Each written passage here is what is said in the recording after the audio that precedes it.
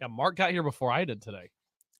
He's texting me, where are you? Yeah, well, let's get this show on the road around here. Let's get it going. Trent, how you doing? Very good. Thank you guys for the Friday off. It was a good weekend. Not a problem. How was your weekend? I'm sure you guys recapped the whole Thanksgiving. Did you meet a cute Packers fan at the game? No? I was too pissed off. Too pissed off to even get in the bag. By the way, Mark, I waited about I think till we got to halftime, or maybe at the end of the quarter. I waited till we had 10 seconds, and I told him your text about Jake's girlfriend. Even she knew it was a face mask. He goes, "Yes." It was so funny because her mom lives in Marco and she's in St. Pete. Girl he dated in college, so she came down. She's hanging out, and then they were going to Marco for Saturday night. And when she said, like Gary said, that's a face mask, and Gary goes, "You don't even have to know if you don't know football. As a matter of fact, we've got that right here." And I start texting you, and Jake goes, "You texting David?" I said, "Matter of fact, I am." I said, "That's a pretty good line."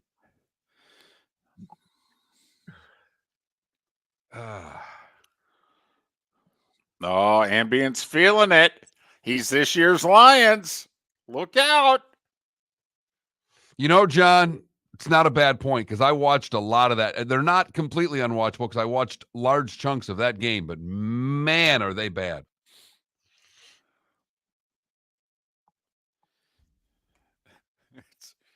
It's really weird. So what are they?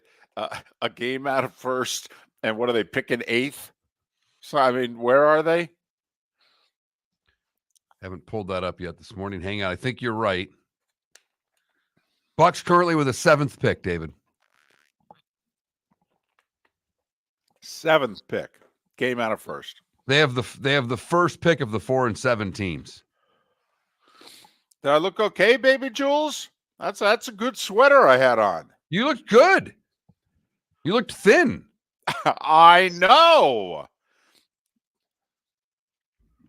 See what those wide shots will do? That was a great shot. They're framed properly, too. You got to be just above eye level.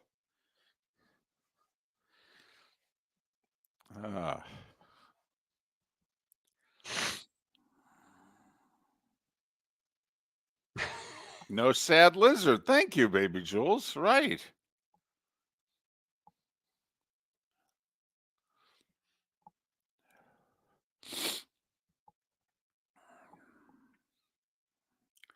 So what do you say? We do this? Sure. All right.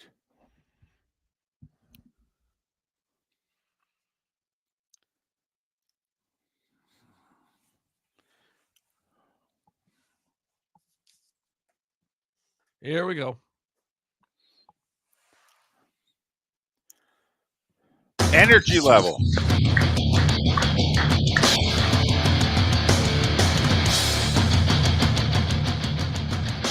You are listening to Miller and Moulton, exclusively on the Florida Sports Network. And now here's Mark Miller and David Moulton. Top of the morning to you. Hope you had a great holiday weekend. Listen, I want you to feel a little bit better about how things are going for you. It's 13 degrees where I am this morning. How the heck are you? Miller and Moulton, Florida Sports Network, floridasportsnetwork.com. And even though we did a show on Black Friday, top of the morning to you, Mark. How was your holiday weekend? It was good. It was, interrupted by that little work that we had to do Friday morning, but all in all was great. Watched a lot of football. My son was in town, played golf with him on Friday, watched football with him all day Saturday. It was a very good weekend. I didn't realize Jake played golf. I'm being serious. He is learning. He is, I wouldn't say a beginner, but he is taking the game up. Is he so has he broken 100 yet? Yeah, see, that was the first biggie. I don't think so. I don't think he's really close. That's the first biggie. First par first birdie, first time break 100. Those, I think, were the three biggies. Those are the three milestones. So once you get those three, then you're a golfer. You're just like everybody else. Same complaints, Yep. Same stuff. No, I don't know if I'm going to play anymore. I'm hitting it terribly. You're just run of the mill. But that's the big three that I remember, Mark, growing up.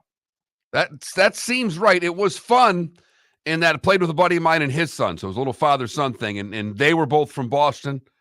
We're both Michigan. Jake's a Floridian, but he's a Red Wing fan. It was while the Bruins Wings was going on. So we had an extra smack talking going on, and we won that game and we won the match. It was a very joyous Friday. Wow. There is nothing like Thanksgiving hockey smack talk in Florida. Right. Mm-hmm. Yeah. Mark, there's a lot that happened since we were last on the air. I know. Holy. I mean, how far back you want to go? Never mind the hirings and firings. You know what?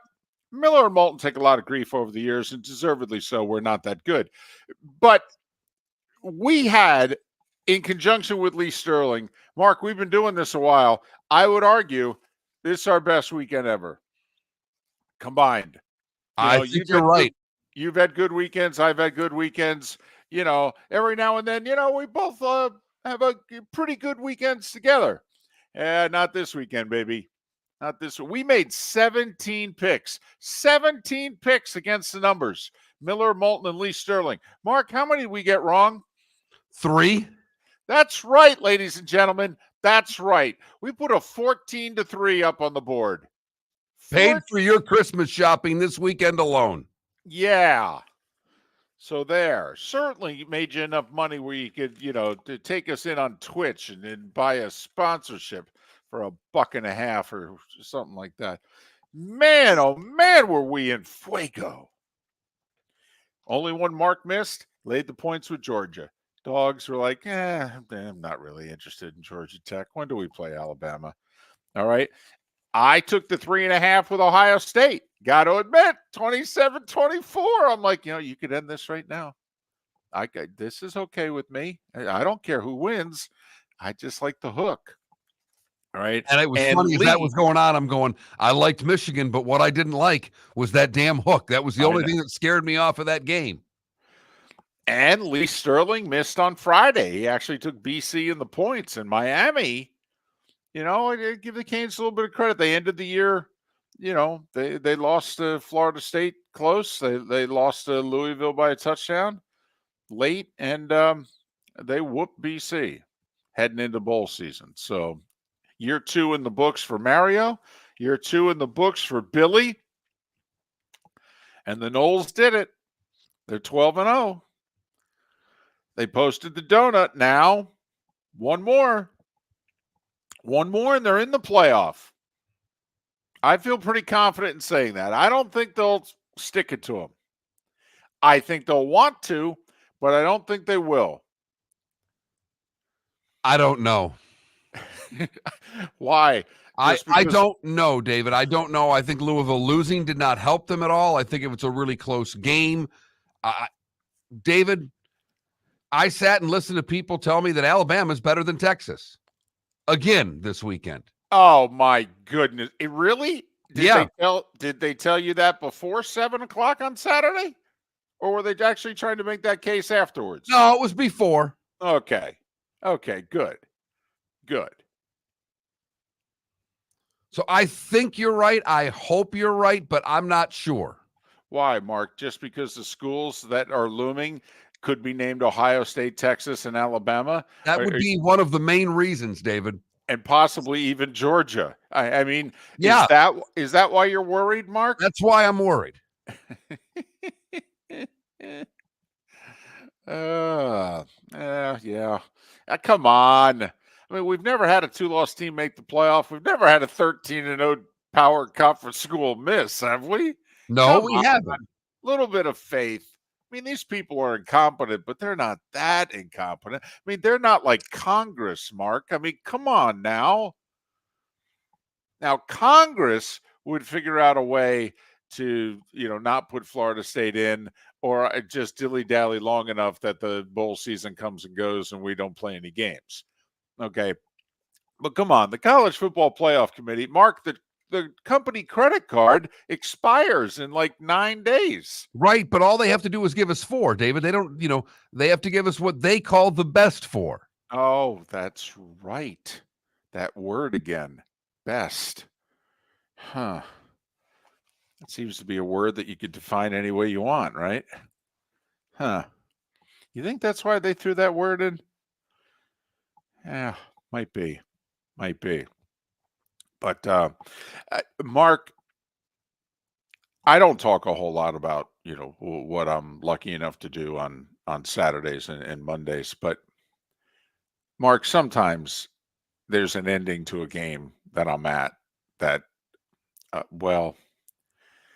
you, as Ken the Hawk Harrelson once said, you gotta be bleeping me. I mean,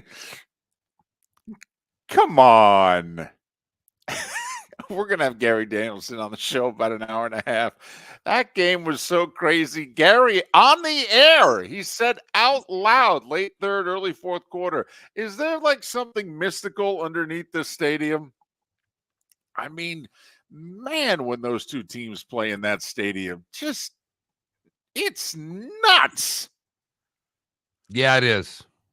Golly. To think that Auburn lost the week before to New Mexico State. New Mexico Come on State. now. New Mexico State. Right. Well, paid $1.8 million for the loss, too. And then at times were dominating Alabama at the line of scrimmage that you thought the Eagles were playing the Alabama Crimson Tide. Holy mackerel. And then, the Alabama's got first and goal to win it at the 7. It turns into fourth and goal at the 31. That seems to not be an efficient use of the offense. And instead, it's like, well, we got you right where we want them. Nick afterwards said, well, I kind of feel like we were owed one here.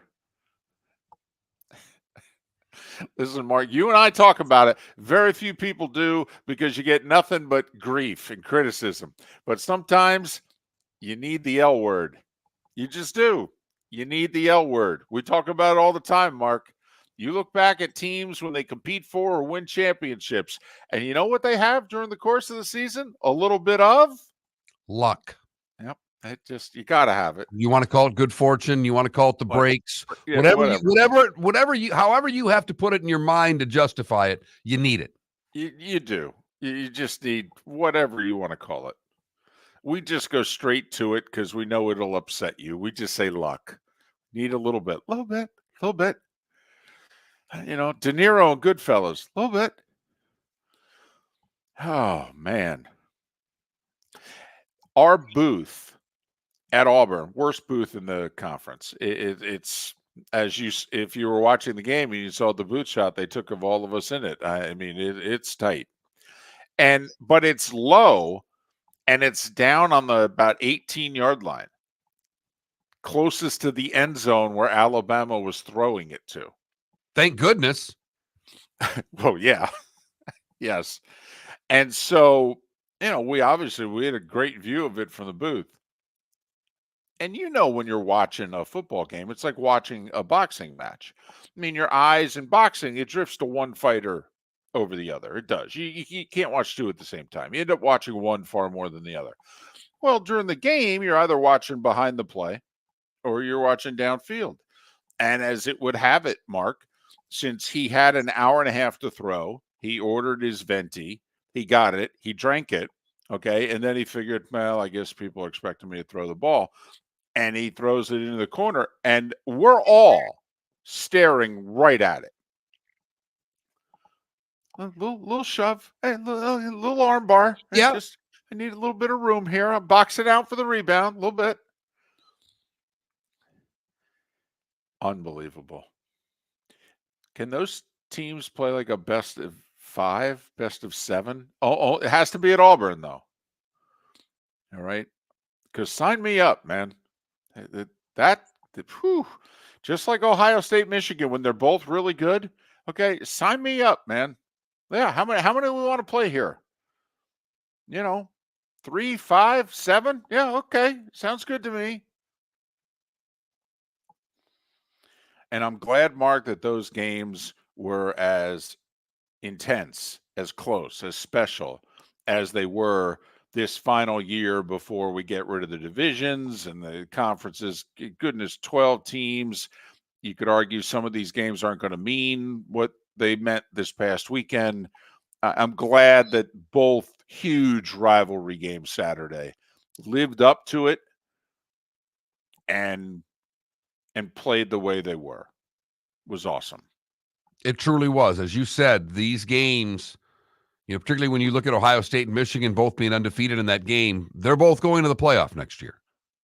In fact, they're playing the next week. It could very well be. For the Big Ten championship. Right. And we'll see about that. But we know for sure both are going to make the playoff. Right. And with everything on the line, Ohio State and Michigan delivered.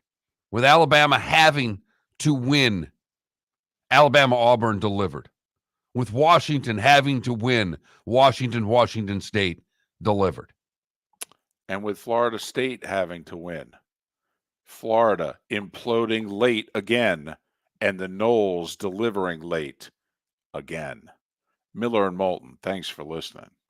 Located on the East Trail, locally owned Naples Tiki Bar and Grill is an outdoor eatery next to the Hitching Post Shopping Center. Island-inspired food with a true tiki theme. The best place in Naples to enjoy the beautiful weather in Southwest Florida. The Naples Tiki Bar and Grill offers a great menu for dine-in or takeout. Enjoy our famous pulled pork, huge burgers, and tiki bar cocktails. Don't miss happy hour every day from 3 to 6 and live music 7 days a week. See you soon at the Naples Tiki Bar and Grill, 11498 Tamiami Trail East. The law firm of Michael F. Hornung specializes in criminal defense, DUI, personal injury, nursing home claims, and auto accidents. I'm a former prosecutor with over 34 years of experience. The information I know is information you need to know. If you've been arrested for a DUI, time is of the essence to maintain your driving privileges. Call the law firm of Michael F. Hornung for a free consultation. At the law firm of Michael F. Hornung, we are committed to excellence in your representation. Being a local attorney with local knowledge is clutch to the success of your case. For over 30 years, we have successfully represented the citizens of Southwest Florida. For a free consultation, call 239-437-0095. That's 239-437-0095. Our offices are conveniently located in Fort Myers. Visit online at mfh-law.com. Hello, friends and family of Southwest Florida. Are you looking to tap into the electric vehicle market? Well, look no further, because we here at Southwest Florida Golf Carts have just what you need. E-bikes, golf carts, LSVs, scooters, and more. Come down and talk with one of our experienced sales reps, have a soda and a smile, and you could be cruising the streets in your new EV today. Stop by the store or visit our website at flgolfcarts.com and enter for a chance to win $100 off your next purchase by answering John's monthly sports question. You were listening to Miller and Moulton on the Florida Sports Network.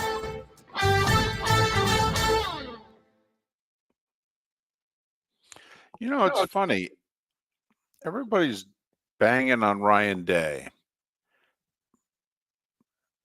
I could argue of the 3 losses, didn't this team play the best of the 3? I mean, they got beat. It doesn't matter. Well, It doesn't matter because it's the third one. Well, okay. But to compare him to John Cooper, Ohio State during Cooper, they played badly against Michigan. The 96 team in particular. Come on. David, I agree with you. I'm just saying that to these fans, it doesn't matter, Okay, so what are you going to do? No, seriously. It's also in context because they just beat them how many times in a row with Urban? Well, 7 for Urban. Yeah, so it's easy to point the finger at this guy and be like, you're 1-3 against this team, and you've lost 3 in a row. So, right. I don't know. I don't think it's fair either. Well, no, if they had gotten beat the way they got beat the last 2 years, then I'd say, well, okay, there's a real problem here. Yeah. No, I would totally agree with you that was the best game the best You know, played. those were two heavyweights going at it. No, one guy won. Yeah. Plus, it was in Michigan, and that didn't seem to affect him a ton. I mean, listen, the difference of the game was the interception. Yeah. That was the difference of the game. One team got points off turnovers, the other team didn't. That McCord's not very good. If Carson Beck, no, he's not. He's not. Not even Carson Beck. Because Carson Beck's really good. No. I was going to say if Carson Beck was quarterback in Ohio State, they'd win the national championship. Oh yeah. Mm-hmm.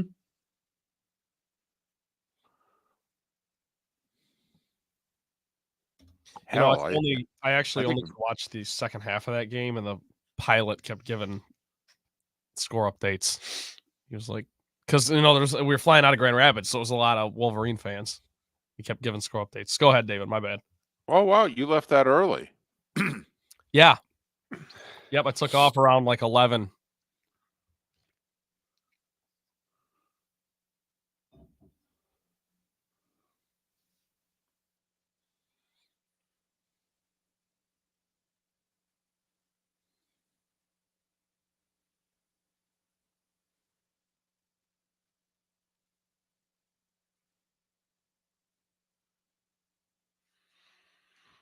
Is the tree up, David? Yes. Oh yeah. Ours too. The tree. I got the tree Friday morning because I didn't fly out until like 5:30 Friday. So after our show, I got the tree and all the stuff out of storage. And by the time my wife had to work Friday, but before we kicked off Saturday, tree was up, fully decorated. And she went out and bought a mini hutch because the hallway needed something so we could put the nativity scene on it. Oh yeah. Right. And so makes perfect sense to me. Well, it did to her. And that's, once again, it's a focus group of one.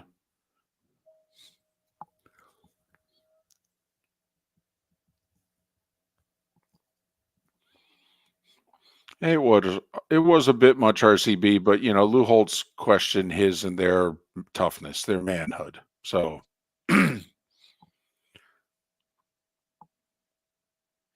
I'd like to know what would happen if that guy didn't decide to spit on the other guy and hand them 7 points before the end of the first half.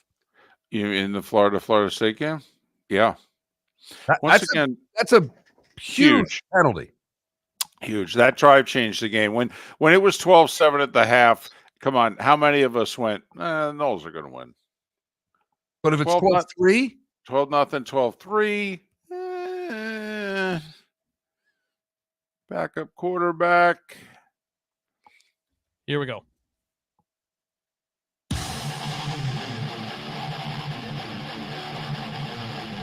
You're listening to Miller and Moulton, exclusively on the Florida Sports Network.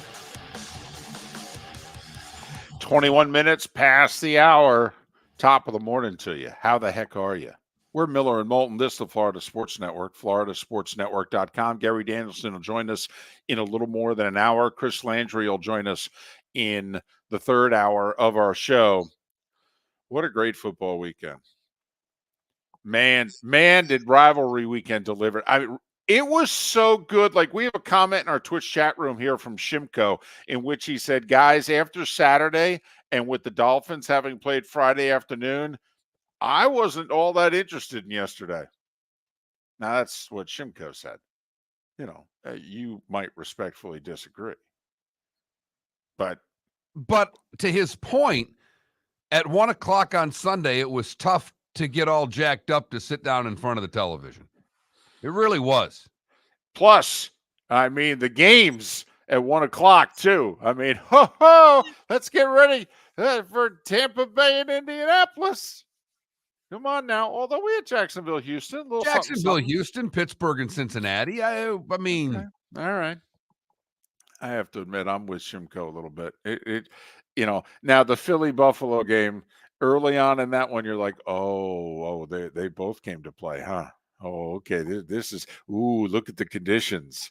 Ooh, this got a little playoff look and feel to it. 47 degrees and sideways rain will. Yeah. There we go. Now we're talking. It had the look. There's no doubt that was the game they were looking for, and it delivered and then some. Yes, it did, and it took forever too. Listen, I don't want to say the game's going long, but when CBS is promoting Sunday Night Football, letting you know when it starts, that's when their game at 4:25 is going a little long. But all right, let's go back. Dolphins, Friday afternoon. Okay. Well, first off, yes. That's what we're talking about, Miami. There you go. That's what we told you to do. Go out there and make this a business trip.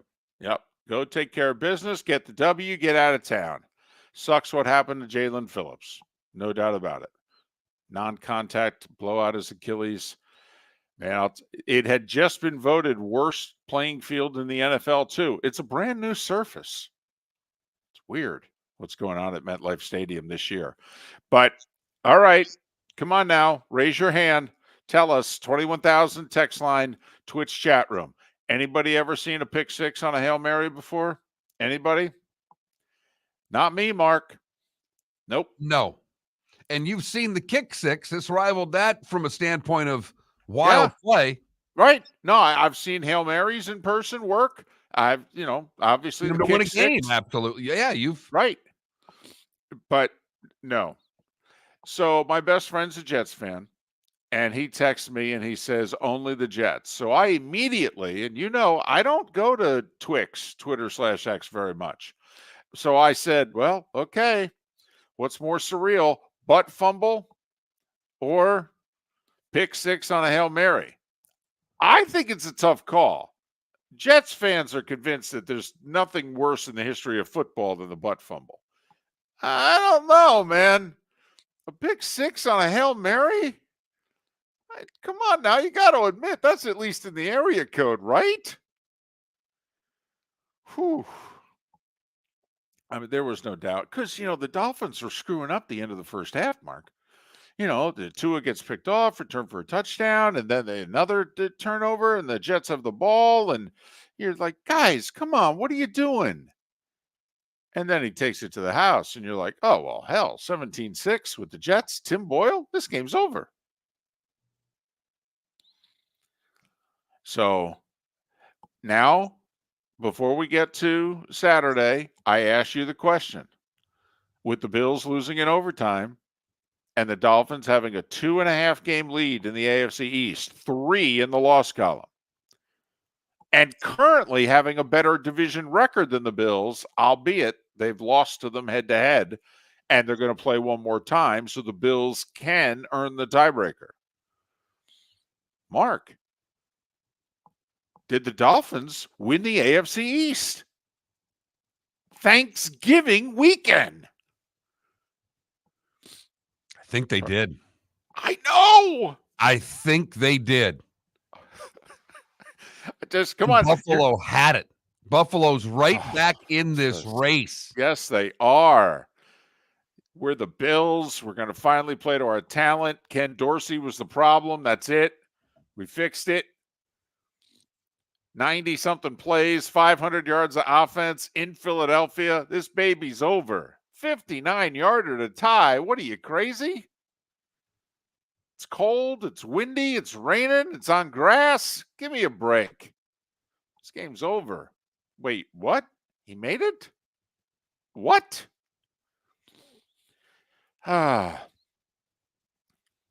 Did the Dolphins win the... Listen, you're the engraver. You got the claret jug. Okay, don't you think the Dolphins are Vandeveld on the 18th with a 3-shot lead? David, I do. And I didn't think that at around 7 o'clock last night. No, Bills are going to win. No, this is going to come down to Buffalo at Miami, final game of the season. Could be Sunday Night Football for all we know. Right. Now, I mean, listen, we'll just do some quick math. The Dolphins have what? Washington? Is it Carolina? I mean, Washington, Tennessee. Washington, Tennessee, and the Jets. I mean, don't all three teams have 4 wins? I mean, Washington, Tennessee, and the Jets. Tennessee and the Jets are at home. Dolphins in their final 6 games, 4 of them are at home. I digress. I mean, if they just take care of business, Mark, the next 3 weeks, that's 11 wins. Do you know what's the most Buffalo can have this year? 11. And they play the Chiefs, the Cowboys, and the Chargers their next 3. Right. I mean, I say we do it. I say we do it. I say we put the X next to Miami. The Lions and the Dolphins are officially division champions. And the Jags came real close with their win. They are. They're on close. Sunday. They're on their way. They're close. They are. They're close. They got a 2-game lead on both Houston and Indianapolis. They've swept the Colts. They split with the Texans. It's close. I'm doing the soft imprint on the claret jug with the AFC South. I am. And listen, we all know San Francisco's on the NFC West. We just have to respect the math, okay? Well, unless you want to declare that one over too. I'm with you on that. I like your analogy. You have to respect the math. It's only 2 in the loss column. Right. And the next 2 weeks, the Niners play at Philadelphia, home for Seattle. Can we just hold off? Can we just hold off a few more days? If you're forcing us to make a pick today, we'll make it. But we just want to officially, the Lions and the Dolphins have won their divisions. We're on the record with that. Those suckers are over, despite what Detroit did on Thanksgiving. And despite what the Vikings could do tonight with a win over the Bears, to be just 2 back in the loss column, a game and a half back overall, and they still play 2 more times. As Lindy is pointing out, the Miller and Moulton jinx factor, we did give the Rays the division before the 4th of July. That backfired on us. We did. We gave it to them by Memorial Day. We did. Yep. Did not see 101 wins from the Orioles. Didn't see it. That's true, Lindy. Calling us out. We'll take it. Yep. Especially since, you know what? We went 14-3 on our picks this week. Miller and Moulton went 10-2. Uh-huh. Hell, at least Sterling even got his game of the week. 14-3 in his game of the week, right? We should damn near retire the segment. No chance. We've got championship weekend coming. Are you kidding me, David? Your picks will have picks. The starting 5 is next. Thanks for listening, Miller and Moulton. The law firm of Michael F. Hornung specializes in criminal defense, DUI, personal injury, nursing home claims, and auto accidents. I'm a former prosecutor with over 34 years of experience. The information I know is information you need to know. If you've been arrested for a DUI, time is of the essence to maintain your driving privileges. Call the law firm of Michael F. Hornung for a free consultation. At the law firm of Michael F. Hornung, we are committed to excellence in your representation. Being a local attorney with local knowledge is clutch to the success of your case. For over 30 years, we have successfully represented the citizens of Southwest Florida. For a free consultation, call 239-437-0095. That's 239-437-0095. Our offices are conveniently located in Fort Myers. Visit online at mfh-law.com. Hello, friends and family of Southwest Florida. Are you looking to tap into the electric vehicle market? Well, look no further, because we here at Southwest Florida Golf Carts have just what you need. E-bikes, golf carts, LSVs, scooters, and more. Come down and talk with one of our experienced sales reps, have a soda and a smile, and you could be cruising the streets in your new EV today. Stop by the store or visit our website at flgolfcarts.com and enter for a chance to win $100 off your next purchase by answering John's monthly sports question. Located on the East Trail, locally owned Naples Tiki Bar and Grill is an outdoor eatery next to the Hitching Post Shopping Center. Island-inspired food with a true tiki theme. The best place in Naples to enjoy the beautiful weather in Southwest Florida. The Naples Tiki Bar and Grill offers a great menu for dine-in or takeout. Enjoy our famous pulled pork, huge burgers, and tiki bar cocktails. Don't miss happy hour every day from 3 to 6 and live music 7 days a week. See you soon at the Naples Tiki Bar and Grill, 11498 Tamiami Trail East. You are listening to Miller and Moulton on the Florida Sports Network.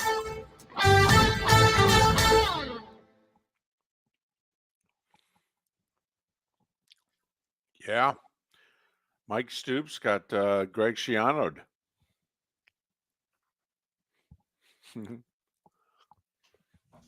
I got to drive to LaBelle after the show. Real estate? Yeah. Well, I got to drop a check off at the title company because the kid who's buying the house has to work today. So I'm being a good guy. Congratulations to he didn't want to win that game. what are you? You're killing me, Paul. You're killing me. This team's terrible. Second or third, I will say Carolina might be worse. Whew, wow. But I think the Giants, technically they beat them, so I think the Giants are the third worst team in the league on Carolina and Arizona. I actually think they're the second worst, and they've managed to win back-to-back weeks. Unbelievable.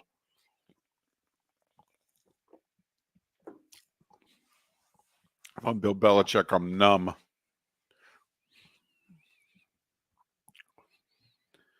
How about the Iowa game gets to 10-7 in the first quarter and it's still an under? I know. With the unders 25.5. Come on. Isn't there a part of everybody that's not a diehard Wolverine fan that is just like 5-2. 5-3. Sick, like the Bucks Rams NFC Championship game from Yes. nearly 25 years ago when it was Yes. 6-5 Bucks in the fourth quarter. I just begging for it.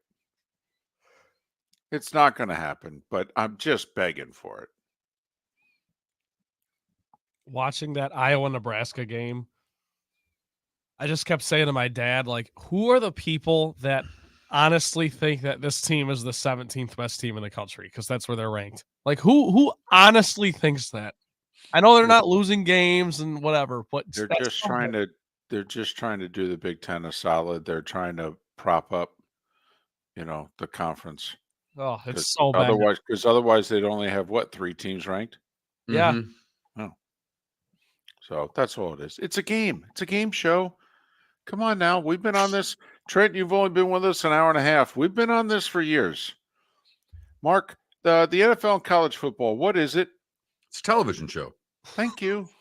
That's what this is. It's a television show. It's a really expensive one. Golly. You think the writer's strike was for a lot of money? What did you guys think of the MSU hire? I mean, he's supposed to be. I don't know enough to say. He's supposed to be a good coach. Yeah.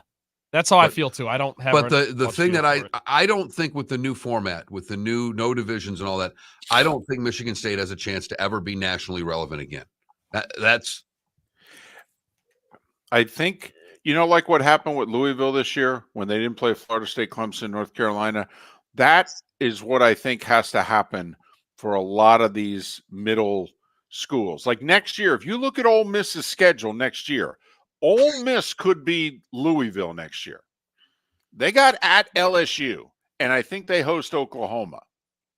And otherwise, I mean, they should have at least 10 wins next year.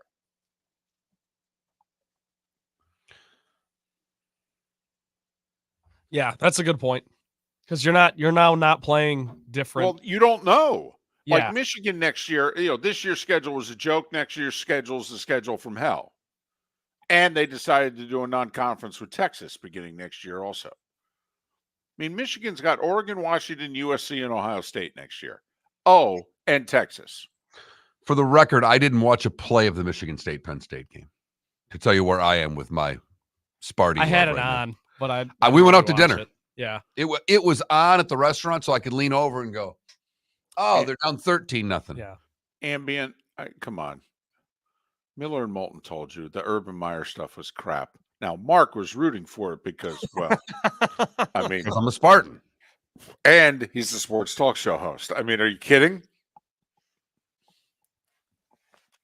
And Did love the shot they had of the sideline of Woodson and Urban when the interception happened. Here we go. Yep.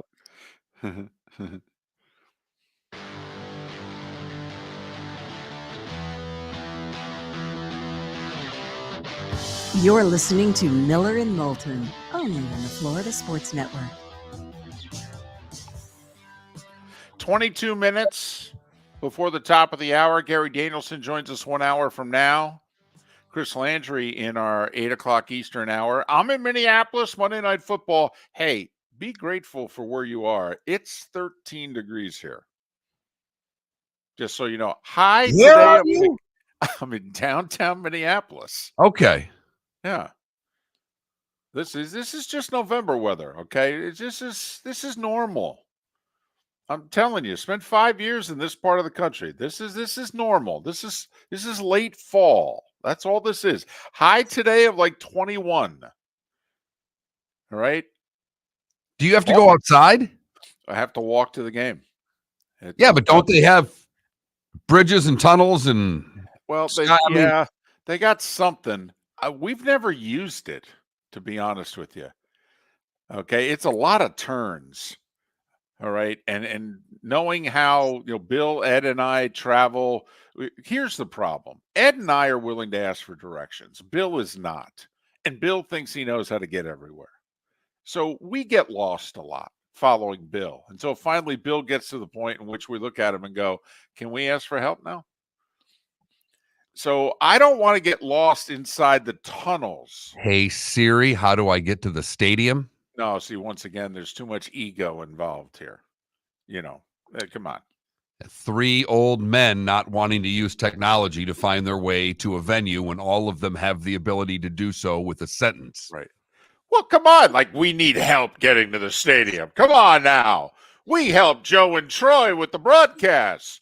Siri started answering me there. Exactly. Right. Yeah, they're lost. Make a right.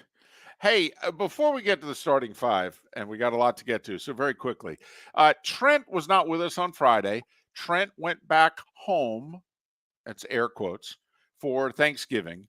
Trent was not going to the Lions game when we last spoke with Trent. Trent ended up going to the Lions game. So a couple of quick questions. First off, why? Why didn't you sell? You need that money for playoff tickets. Quick version of the story. I got back to Grand Rapids at like 8 p.m., went straight to the bar, and I met my brother in there, and we both looked. We were like, our tickets haven't sold yet. Do we want to keep lowering the price and play that game, or do we want to just set a hard cap? So we did. I mean, we said if they don't sell by 10, if they don't sell in the next 2 hours, we're just going to go. And they didn't sell. So we pulled them off the market, and we went.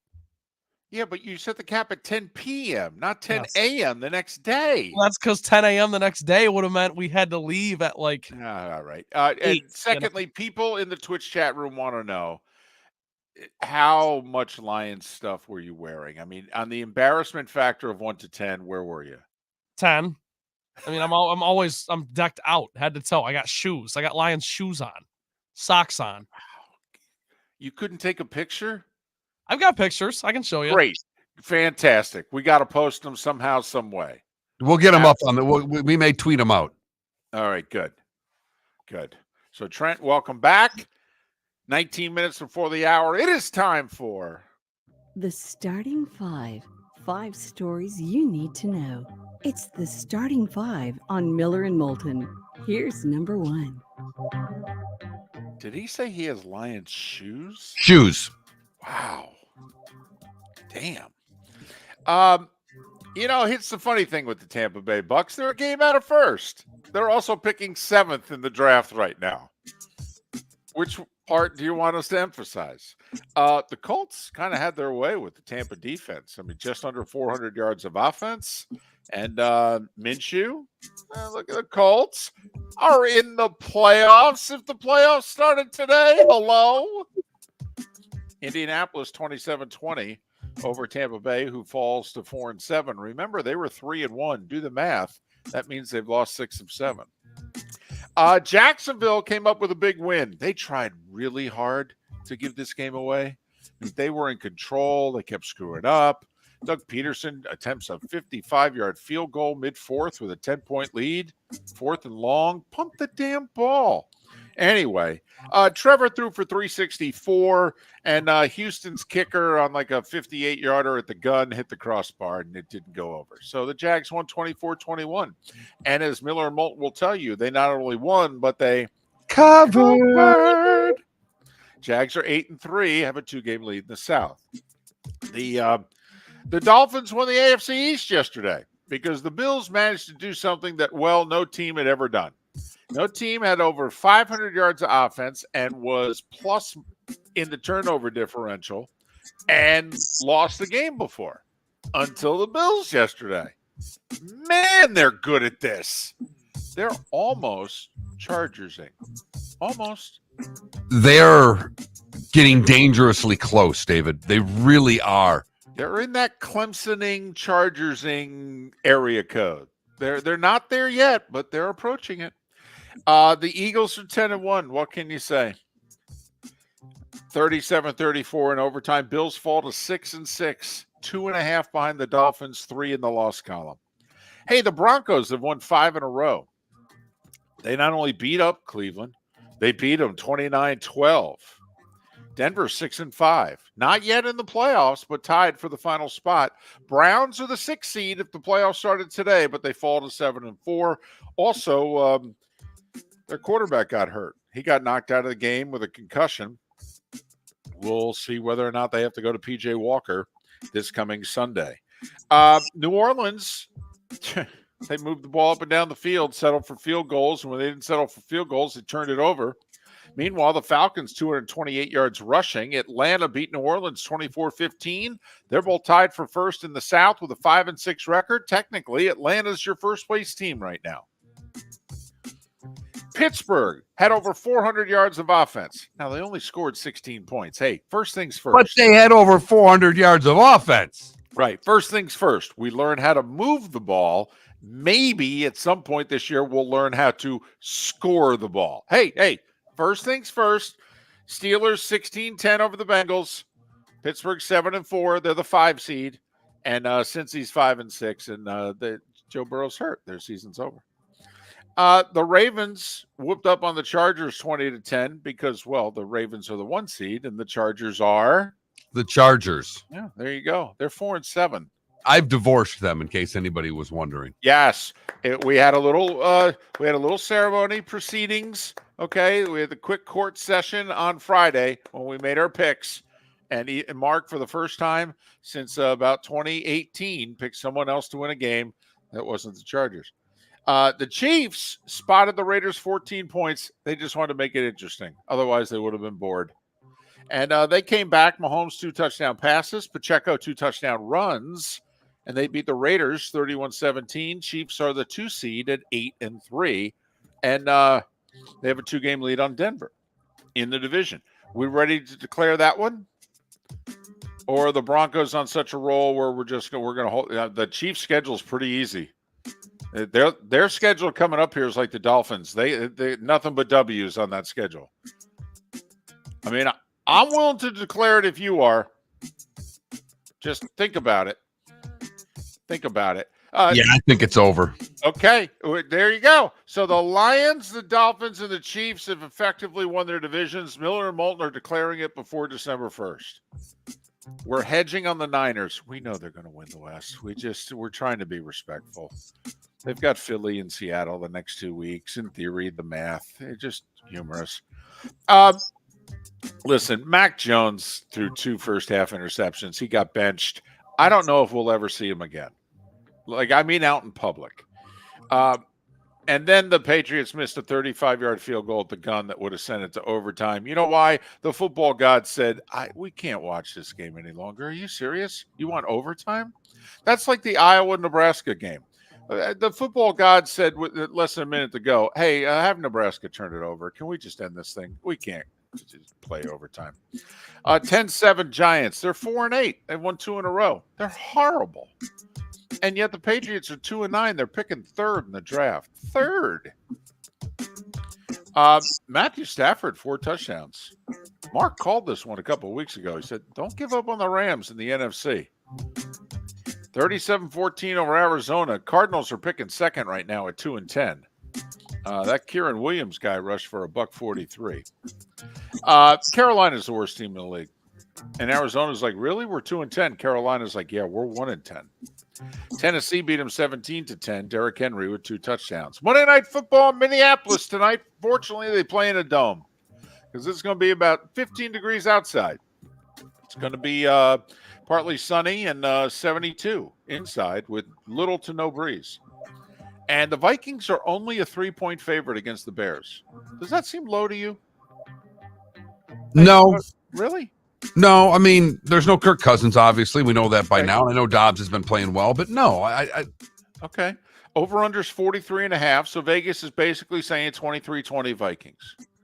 Place your bets accordingly. Hey, it's firing season in college football. Indiana, Houston, Louisiana, Monroe got rid of their coaches. La Monroe's coach was Terry Bowden, probably the end of his coaching career at 67.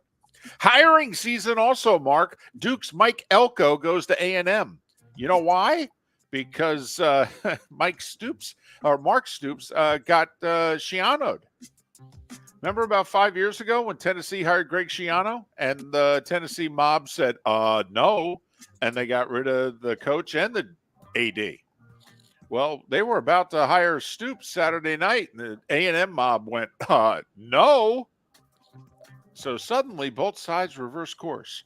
And Mike Elko, Duke's coach, he's now the A&M coach. Jeff Lebby, the OC at Oklahoma, is now the Mississippi State coach.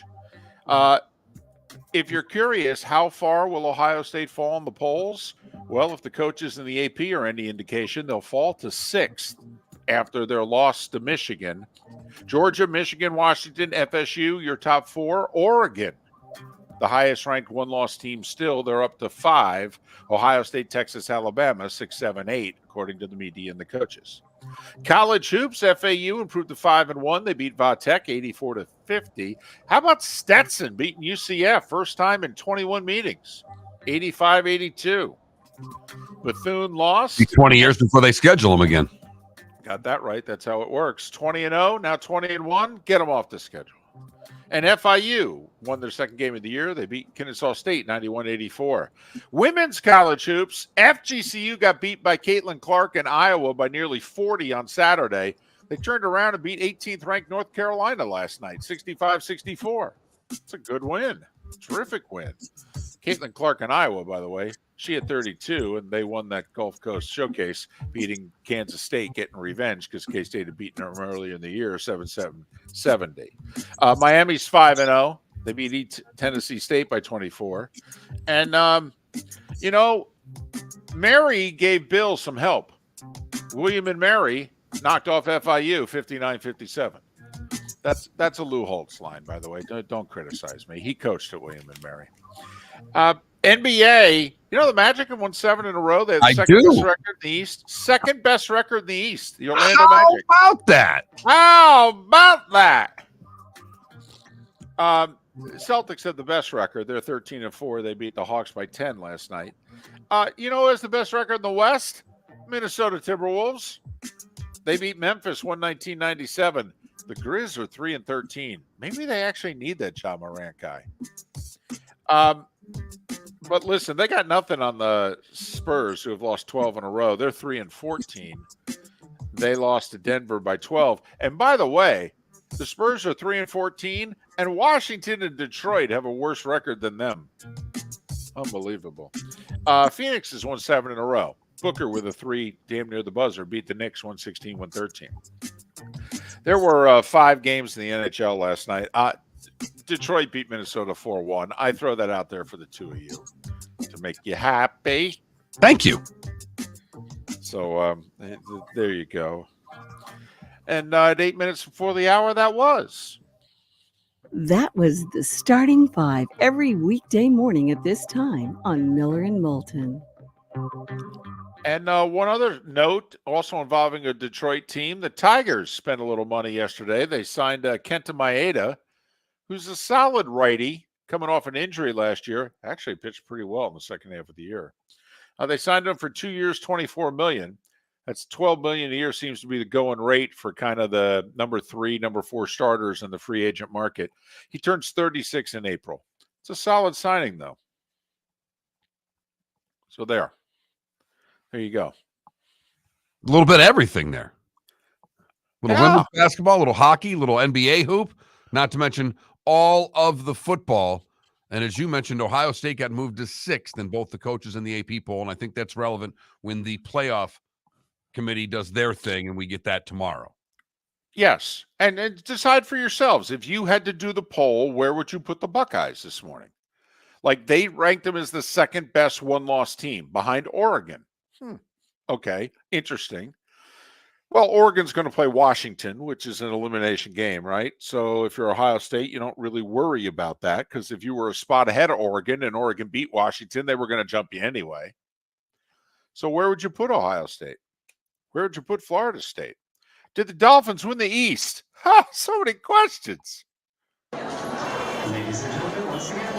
Hi. Excuse me. Hey, the line starts back here. Ma'am, if your party's not here, you're going to have to go around again. If you had the opportunity to avoid all this, wouldn't you? Salt Live is the official transportation provider of the Miller and Moulton Morning Show, making your trip to and from the airport seamless and stress-free. Salt Live is supported with the help of local partners like the Bayfront Inn. Gather your family and friends and enjoy a leisurely day on the water with a pontoon or deck boat. If you prefer to explore the waterways without a motor, the Bayfront has canoes, standboards, and kayaks. At the end of your journey, enjoy lunch or dinner at the Bamboo Tropical Bar and Grill. The Bayfront Inn, something for everyone on 5th Avenue in downtown Naples. BayfrontInNaples.com. When you need a ride, book with Salt Live Transportation, 308-8686, or book on saltlivetransportation.com. Visit Jason and Todd at the Diamond District. When choosing something of high value and personal significance, such as a diamond, you want to shop with the best. And the mall is not the place to be. Here are my friends, Jason and Todd with the Diamond District. Take a stroll in the mall, pop into a few jewelry stores, and you'll soon discover you're in the wrong place. Rings begin to look all alike. You're not finding GIA certified diamonds. You quickly realize you know more than a salesperson helping you, and all the same financing gets pushed on you. Visit Jason and me, and you'll find America's top bridal designers dealing exclusively with the Diamond District. You'll find the largest selection of GIA certified diamonds, all priced 8 to 10% over cost. You'll find educated sales consultants who have many years' experience and are not paid commissions. And you'll find Todd and me in the store nearly every day, wanting to shake your hand and welcome you to our Diamond District family. Visit Jason and Todd at the Diamond District. The law firm of Michael F. Hornung specializes in criminal defense, DUI, personal injury, nursing home claims, and auto accidents. I'm a former prosecutor with over 34 years of experience. The information I know is information you need to know. If you've been arrested for a DUI, time is of the essence to maintain your driving privileges. Call the law firm of Michael F. Hornung for a free consultation.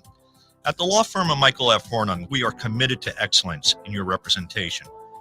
Being a local attorney with local knowledge is clutch to the success of your case. For over 30 years, we have successfully represented the citizens of Southwest Florida. For a free consultation, call 239-437-0095. That's 239-437-0095. Our offices are conveniently located in Fort Myers. Visit online at mfh-law.com. You are listening to Miller and Moulton on the Florida Sports Network.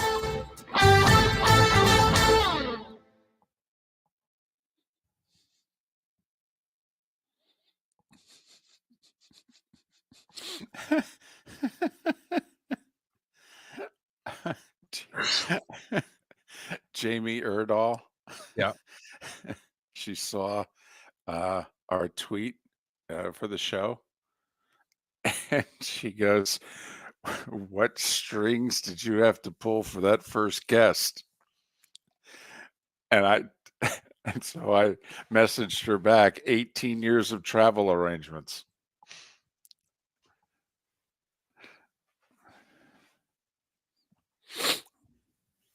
Now, can of relief, in fairness. First off, it's just coming up on the start of the NBA season. Okay?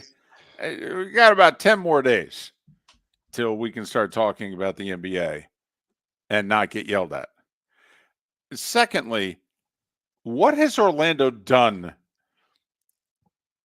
in our second and third acts to warrant being talked about?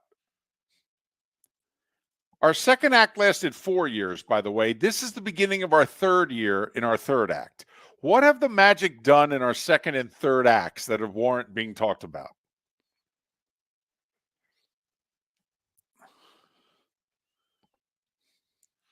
Didn't watch a play of the Dolphins game. The only reason that I saw the second half was the DirecTV that Delta had on was based out of New York. And so in the local markets, the game's shown on a local affiliate. So I could get the Jets game sitting on the plane. Gotcha.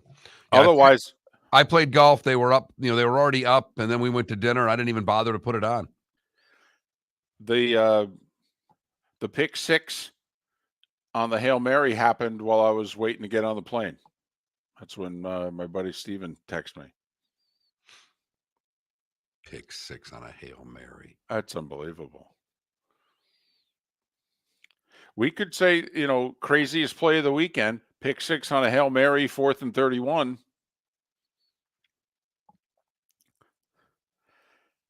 Now that the Gators have lost 5 in a row, should Billy Napier keep his job? If Florida State wins, are they in the playoff? Save that for Friday, maybe.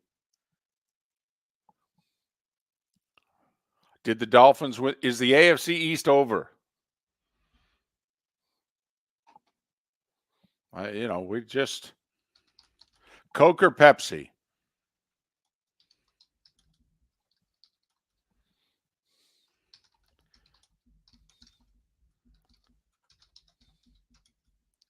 If I read you the thread from Jason McBain. Oh, my goodness. And I, of course, texted him and said, wait a minute, I thought you were done watching.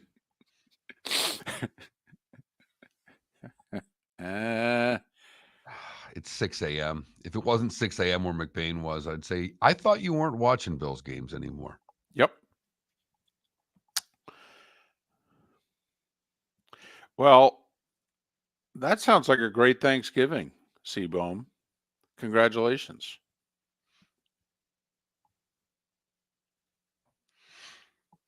And needless to say, TB Gator Boy's done. He's done with Sunbelt Billy. Here we go. You and your time cues.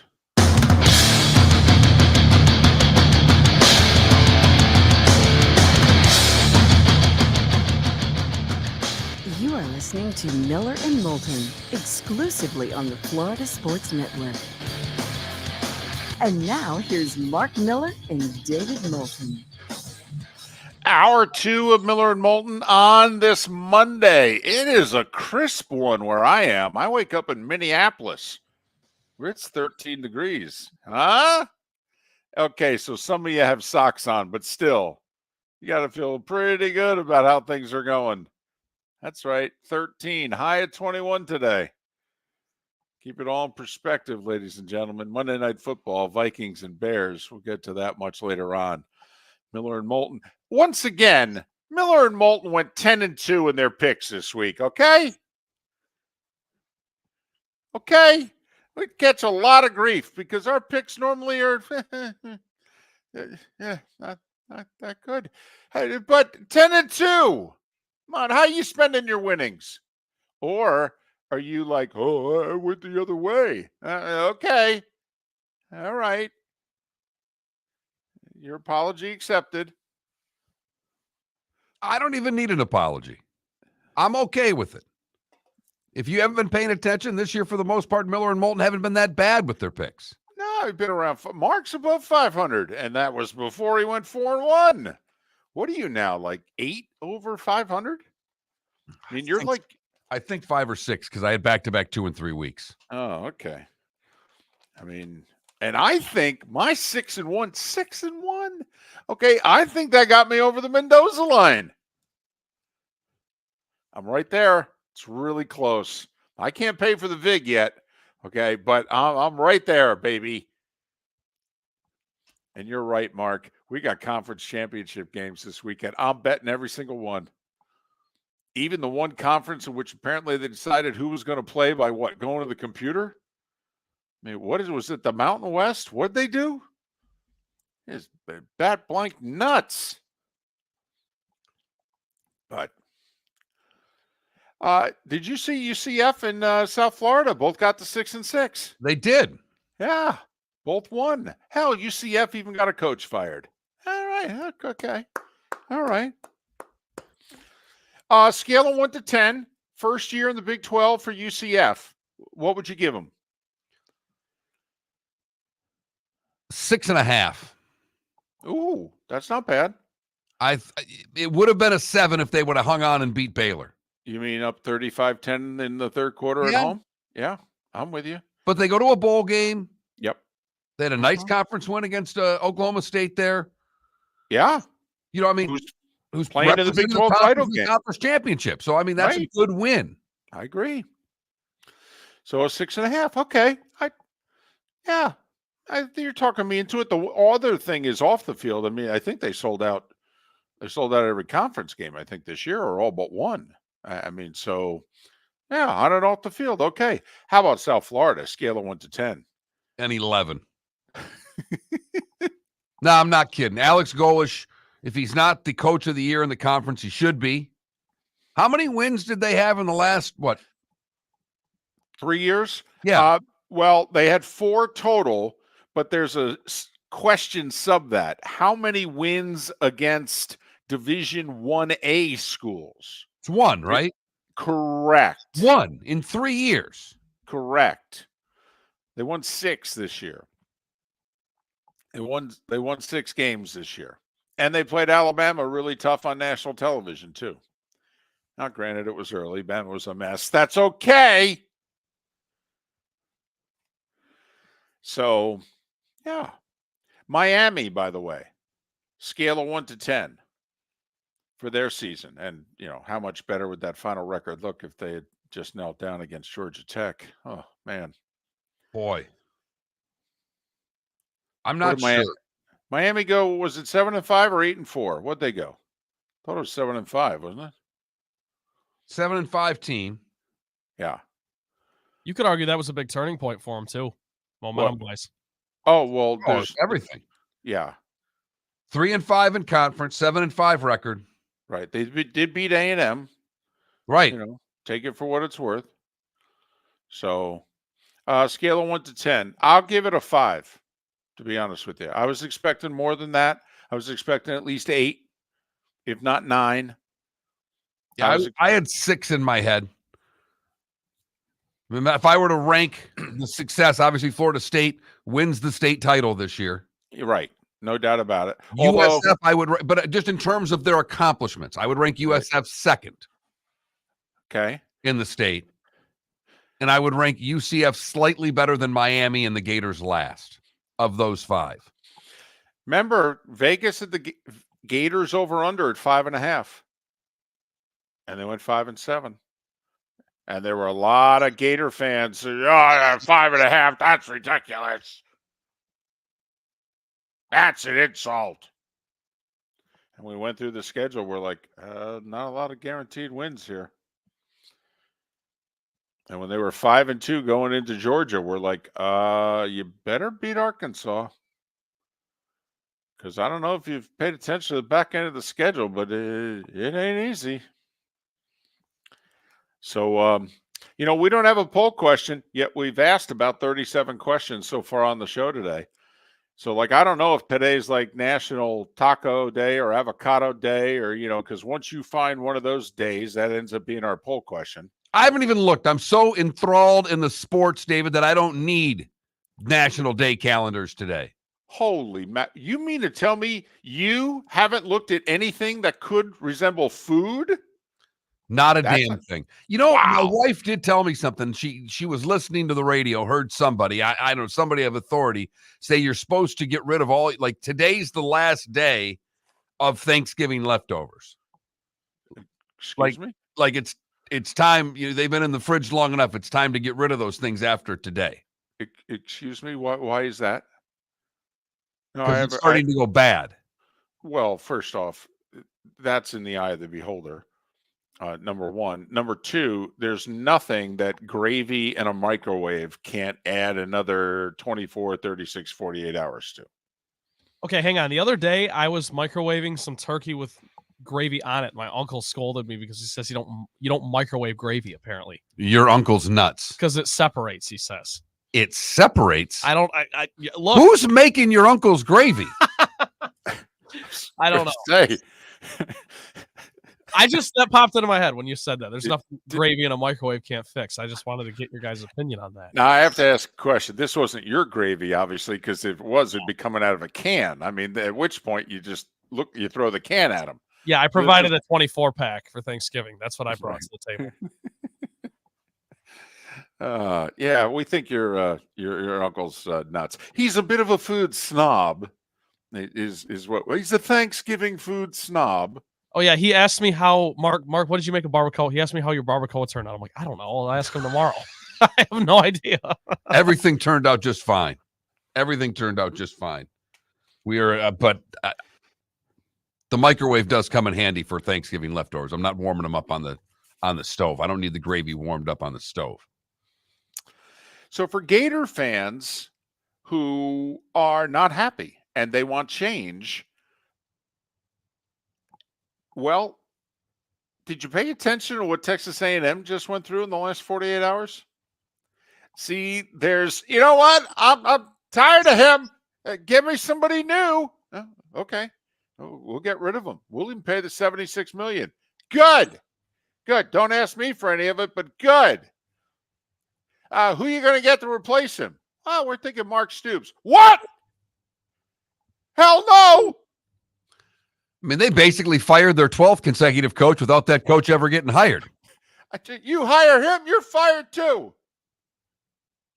I mean, isn't that what just happened at College Station? I mean, it is a question I would ask you at Gainesville. Okay, you're done with Sunbelt Billy. Fine. Where are we going? No, seriously, I need an answer. And I need to be able to get them. Don't just tell me who you want. I got to actually be able to get them to say yes. So you're done with Sunbelt Billy. By the way, if we get rid of Sunbelt Billy, the 5-star quarterback probably goes out the door with him. So just so you know that. Also, did you take a look at our schedule for next year? Yeah, we could bring in Nick Saban. We ain't going to win more than 7 games next year. That's the thing. The only 2 coaches Gator fan would be satisfied with right now are Nick or Kirby, and they ain't coming. Although don't tempt a Gator fan right now, Mark. They're very vulnerable. 6-7, 6-7, 5-7.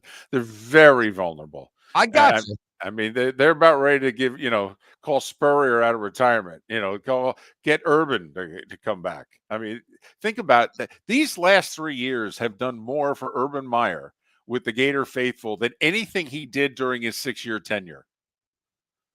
100% correct. Because they'd take him right now. Boy, would they ever.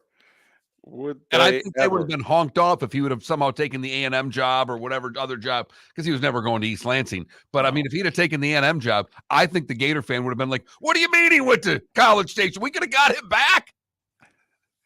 RCB says, Gator fans, dear Urban, we are sorry. Yes. Yep. Miller Moulton, we're right about that too. We're wrong about a lot. We for 10 years we were going, are you people nuts? Oh, he's a bum. It's just really okay. So we're just asking you, Gator fan. You know, next year's schedule, if you haven't checked it out, please do so. First off, you play 11 Power 5 games out of 12 because your non-conference schedule is pretty easy. It's Florida State, Miami, and UCF. Florida State on the road.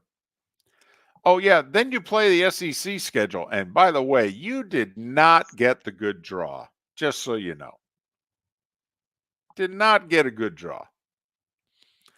In fact, when I look at your 8-game SEC schedule, I think there's 2 you'll be favored in. So you throw in a non-conference schedule with Florida State, Miami, UCF, and I believe it's Sanford. So right now, in 5 games because I think they'll be against the Canes. It'll be a pick 'em. They'll be favored against UCF. They will. And I think you're right. I think they'll be a slight home favorite. It's week 1, I believe. I believe Miami and Florida is week 1 in the Swamp. And so say they're a slight favorite and we count it. I mean, once again, Florida, I think you're only favored in like 5 games next year. I mean, when the over-under is 5.5, don't get angry. But see, that's the thing, Mark. I mean, can Sunbelt Billy really have another 5-7, 6-6 type year and see 2025, which is really the make it happen year? I don't know. So that's why you wonder, well, if he's going to go 6-6 again, should we get somebody else now? The law firm of Michael F. Hornung specializes in criminal defense, DUI, personal injury, nursing home claims, and auto accidents. I'm a former prosecutor with over 34 years of experience. The information I know is information you need to know. If you've been arrested for a DUI, time is of the essence to maintain your driving privileges. Call the law firm of Michael F. Hornung for a free consultation. At the law firm of Michael F. Hornung, we are committed to excellence in your representation. Being a local attorney with local knowledge is clutch to the success of your case. For over 30 years, we have successfully represented the citizens of Southwest Florida. For a free consultation, call 239-437-0095. That's 239-437-0095. Our offices are conveniently located in Fort Myers. Visit online at mfh-law.com. Visit Jason and Todd at the Diamond District. 20 years ago, Jason and I had the idea for a jewelry store like no other, with a vast selection of certified diamonds priced 8 to 12% over cost. A team of individuals who are educated, driven, and believe in cultivating relationships. Today, we have become one of the largest independent jewelry stores in the country. Todd and I love what we do and are in the store nearly every day, along with our GIA gemologists, master jewelers, custom designers, and non-commissioned diamond consultants, all of which we consider family. As direct diamond importers, we travel the world, forging relationships and sourcing diamonds. What we love most about our business is that we can call Southwest Florida our home. If selection, value, and comfort are important to you, give the Diamond District an opportunity. You won't find a better diamond buying experience. Todd and I look forward to shaking your hand and welcoming you to our Diamond District family. At the Diamond District. You're listening to Miller and Moulton on the Florida Sports Network.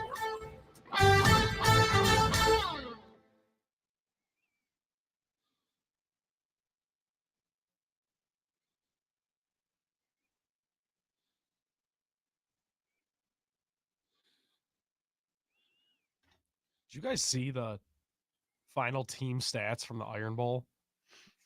I mean, Bama was better in everything. Like, Auburn almost stole it. Bama was better across the board except for, like, rushing yards. That's it.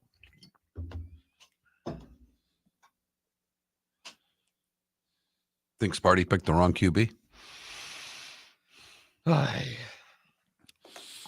it's funny, though. Once again, you know, early in the season, like when he played Georgia, he looked lost. You know, 2 months later, Hugh Freeze, X's and O's wise, he is really good. His wrinkles against Alabama were brilliant. Adam, I don't think Dan Lanning would take the job. Remember, Dan was working for Kirby at Georgia. I don't think he'd take the gig. Besides, I think Oregon's loaded next year. They're in the Big Ten now, too. I mean, it's no longer Oregon Pac-12. Right. I mean, you got to start saying that out loud a couple of times to remember that's a sideways move. Right now, it's a downward move. And that's a slap to the Florida fan.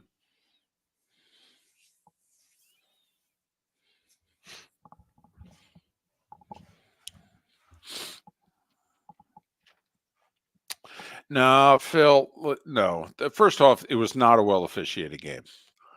But there were bad calls on both sides. I mean, the face mask, though, early. Whew, did that set a tone? I mean, you honestly wonder how they could miss that. I mean, the guy has the ball, and he gets his face mask pulled, and his head goes 180 degrees. But, Phil, we thought the Alabama receiver was in bounds late. And how ironic, they didn't overturn that call. They punted, and the guy muffs the punt.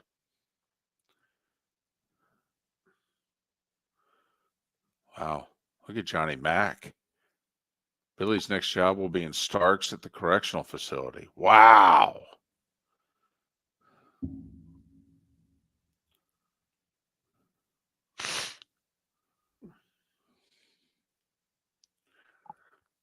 I didn't see the Keenan Allen fumble, so. And I did not think they were going to call the A.J. Brown fumble a fumble. I thought it was incomplete. Yeah, I didn't either. Too quick. I thought he didn't turn up. Right. And I thought his left hand came around him and was poking it out quickly. If he takes one more step, it's a fumble. Yeah, if he had turned his shoulders upfield, I think it's a fumble.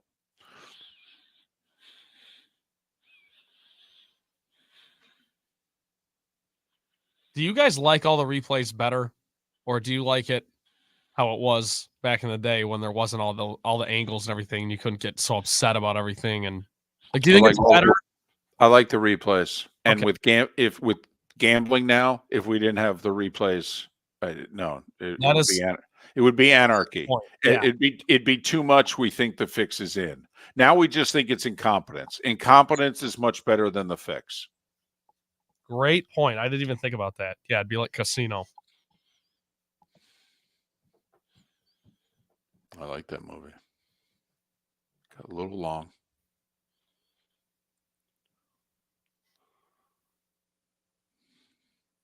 Makes me think of the Rickles outtakes.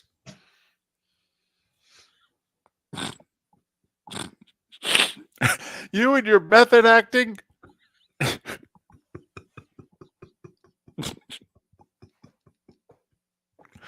God.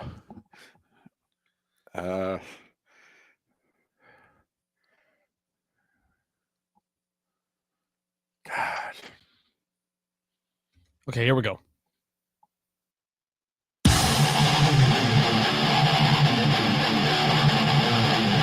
You're listening to Miller and Moulton, exclusively on the Florida Sports Network. 21 minutes past the hour. Top of the morning to you. How the heck are you? Hope you had a great holiday weekend. We don't know whether or not this is your first time catching us since before Thanksgiving or if you were with us on Black Friday. And yes, we did a show.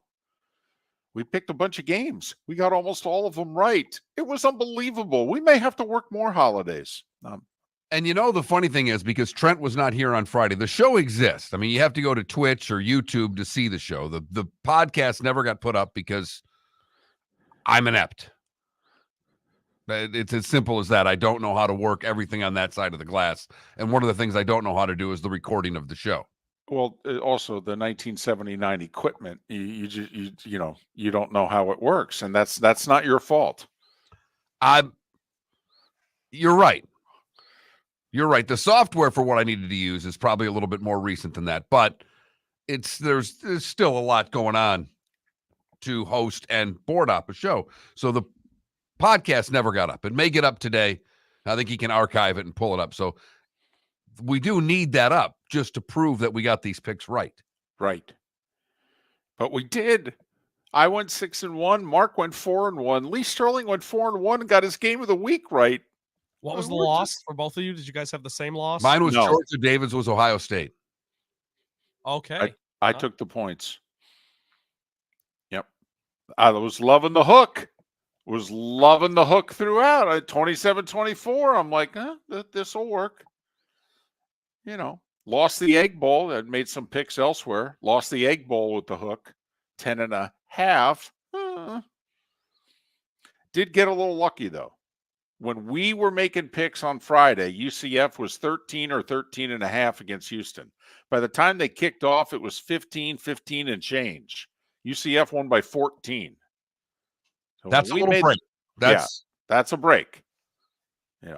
I caught a break with that one. But I ask you, the pick six on a Hail Mary or Alabama 4th and 31? What's more? Now, obviously, the 4th and 31 is more dramatic. Okay, seemingly more at stake, even keeping your national championship hopes alive. Whereas, it's just one of 17 NFL games. But I mean, we did see two just ridiculous things happen over the course of this holiday weekend. I mean, I'll say it again. A pick six on a Hail Mary. I mean, have you heard anybody? We've had 3 days of football people. Has there ever been video produced of another one? Does anybody have a story of another one? No. You don't get a whole lot of pick six Hail Marys at the end of halves, though, as you would at the end of the game. Whereas no, you don't. So usually they're trying to just bat it down. So I think that was a big difference there. That's one. That's the biggest one because you're taught just to bat it down. He picks it off, and much like the kick six, you're dealing with linemen at that point. And once he got past the first wave, it's linemen you're dealing with.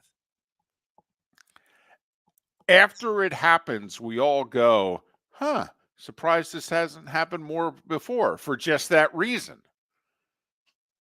There's just a bunch of big lumbering people out there, right? And if the receivers that are in the end zone don't get on their horse right away, they're 20 yards behind the play. Well, 2 of the 4 Jets receivers got knocked down. There were hardly any Jets receivers who could have taken chase. Breece Hall was blocking, but he overran the play. He got blocked out of bounds legally. And so when Holland cut it inside, I mean, the only quote unquote, skinnier athletic guy he had to beat was the quarterback. But what was more, oh my goodness, I can't believe that just happened. The pick six on the Hail Mary or 4th and 31? 4th and 31 by an eyelash. In my opinion. It's such a tough vote because the pick six on the Hail Mary is just so unusual. But the fact of how the end of the game of the Iron Bowl went, they get it down, they go backwards, he gets sacked, and you're like, this is over. And then the fact that he had 4 years to throw the ball. I mean, it was like the longest yard play for how long that the play, it seemed as if the play was running in slow motion for how long it took that play to develop. So they rushed 3, but they only rushed 2 because the middle guy was acting as a spy. And when Milroe didn't move, well, neither did the spy. So it ended up being a 2-man rush. This just in Alabama can handle that. Well, yeah, especially with 5 guys. Yes. And so, yeah, we joked earlier. He ordered a venti. He got it, he drank it. And then he said, well, I guess I got to throw. They had the 5 receivers, and they're all like spread out 10 yards apart in the end zone. The middle 3 are all double teamed. The 2 guys on the end in the corner of the end zones are single covered. The funny thing is, if you look at the replay of the play from behind the play, the receiver to the right has separation. Bond does not. No, Bond he did not. Bond is completely locked up with his cornerback, and Milroe decides, I'm going to throw it over here. And if we put a garbage can in the back corner of the end zone and gave Milroe a rack of footballs, does he make a throw as good as that one? It was a dart. Whew. It's the magic, though. It's the Iron Bowl. It's the mystical element of that stadium and that game. And he threw a triple 20, if you know what I mean, for you dart players out there. I mean, when he needed the triple to close him out, he threw the triple to close him out. So if we're going to do a question, that would be the quote. More ridiculous, remarkable. A pick 6 on a Hail Mary or Alabama's 4th and 31? And very quickly, before we go to Trent, apparently, Mark, that's a big thing in Alabama. They have to name it. You know, like it's the comeback. It's the kick 6. I don't know what the 1-2 years ago, Bryce Young, I don't know if they call it the drive or what, when he went 97 yards in a minute 10 with no timeouts to keep their championship hopes alive and what have you. But my Alabama friends are all like, do you have a name? Okay, we name these things. We got to have a name. I'm like, how about 4th and 31? Oh, no, that's not good enough. Why? You won the national championship on 2nd and 26. What's wrong with 4th and 31? So if you think of a name, send it to the good folks in Alabama. Will do. Time now for the play of the day. Trent's got a lot to choose from. What'd you pick? Yeah, I wanted to prove my objectivity by going to Ann Arbor for that pick. I wanted to go to Jersey for the Dolphins Hail Mary pick 6, but I'll give my answer to David's question. We go to mystical Jordan-Hare Stadium where the Auburn Tigers had the Tide dead to right until Milroe stands in, lets everybody get downfield, still standing. He throws into the end zone. He caught it. It's caught! It's caught by Isaiah Bond. Caught by Isaiah Bond in the corner of the end zone. Touchdown, Alabama! There's Eli Gold. I was telling you guys before this segment started, Bama outgained Auburn in almost every statistic, and Auburn almost stole that one. But nonetheless, it's Nick Saban and the Tide winning the Iron Bowl and, more importantly, keeping their playoff hopes alive. Remarkable. Got to see a few good of those. A few pretty good Iron Bowls, David. We're lucky enough in the 18-year run that Gary Danielson had. We did either 15 or 16 Iron Bowls. And 4 of them were just re-damn ridiculous. When they start the Florida State game by showing the broadcaster's reaction to the Alabama-Auburn game, it kind of tells you that was awesome. The way they thought about it. Chris Fowler, too, someone who's just so fired up and passionate about his job, just loves to see that kind of stuff. It was great. Herbie got penalized 15 for unnecessary roughness on that one. Miller and Moulton. Gary Danielson will join us next to talk about that great Iron Bowl and all things college football on Miller and Moulton. The law firm of Michael F. Hornung specializes in criminal defense, DUI, personal injury, nursing home claims, and auto accidents. I'm a former prosecutor with over 34 years of experience. The information I know is information you need to know. If you've been arrested for a DUI, time is of the essence to maintain your driving privileges. Call the law firm of Michael F. Hornung for a free consultation. At the law firm of Michael F. Hornung, we are committed to excellence in your representation. Being a local attorney with local knowledge is clutch to the success of your case. For over 30 years, we have successfully represented the citizens of Southwest Florida. For a free consultation, call 239-437-0095. That's 239-437-0095. Our offices are conveniently located in Fort Myers. Visit online at mfh-law.com. Hello, friends and family of Southwest Florida. Are you looking to tap into the electric vehicle market? Well, look no further because we here at Southwest Florida Golf Carts have just what you need. e-bikes, golf carts, LSVs, scooters, and more. Come down and talk with one of our experienced sales reps, have a soda and a smile, and you could be cruising the streets in your new EV today. Stop by the store or visit our website at flgolfcarts.com and enter for a chance to win $100 off your next purchase by answering John's monthly sports question. Located on the East Trail, locally owned Naples Tiki Bar and Grill is an outdoor eatery next to the Hitching Post Shopping Center. Island-inspired food with a true tiki theme. The best place in Naples to enjoy the beautiful weather in Southwest Florida. The Naples Tiki Bar and Grill offers a great menu for dine-in or takeout. Enjoy our famous pulled pork, huge burgers, and tiki bar cocktails. Don't miss happy hour every day from 3 to 6 and live music 7 days a week. See you soon at the Naples Tiki Bar and Grill, 11498 Tamiami Trail East. You are listening to Miller and Moulton on the Florida Sports Network.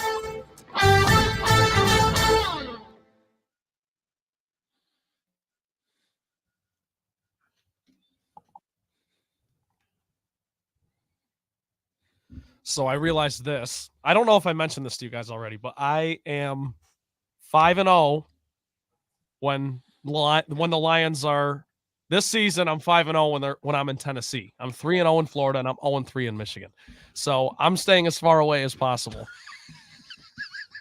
On the concourse at Ford Field, they have like this fake podium with the backdrop so fans can take pictures because it looks like where Dan Campbell and Brad Holmes speak and whatever. So I took a picture there and I posted it on Facebook and I said, I'm here to take accountability. That loss was on me. All three, they've only lost 3 times. 2 of them I've been at, and the other one was when I was at my house in Michigan. So 0-3. Got to stay down here. Oh, David must be happy. There's a Pepsi machine nearby. He is a Pepsi guy over a Coke guy. It's one of his very strange. It's a nice hotel, and they do not have like any kind of gift shop or anything. So I assumed when I got to the room there'd be a very expensive, bar. Nothing in the bar. Apparently, you have to order everything. So last night at like 9:30 local time, I am putting in this just horrendous offer. I need 4 sodas. I need 3 Snickers bars. I need, and this lady comes up with a bag, like a garbage bag, and just hands it to me. So, yeah.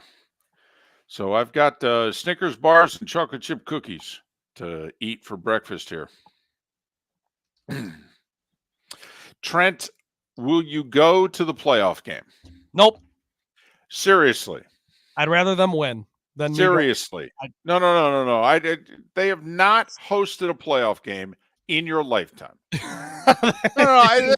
They've only played in 3 in my lifetime period. I understand. And once again, they've not hosted a playoff game in your lifetime. You are a season ticket holder. I know. No, you're right. I will ask the question again.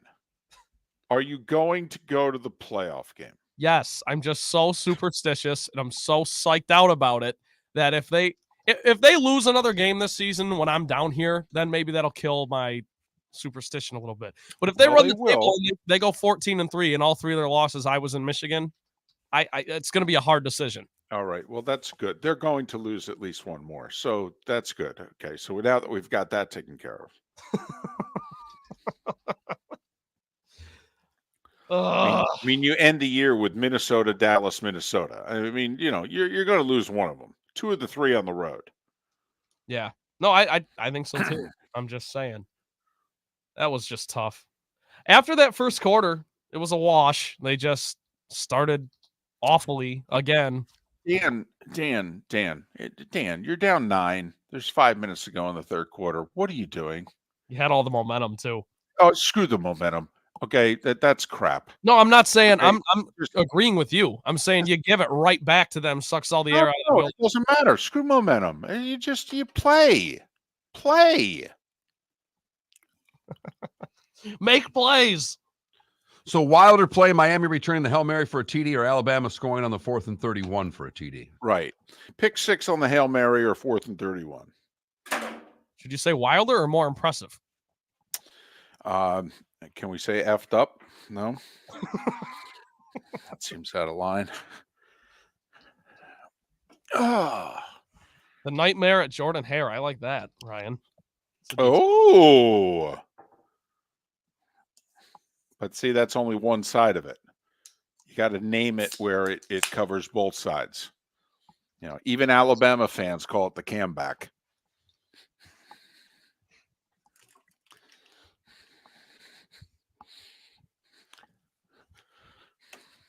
All right, call Gary.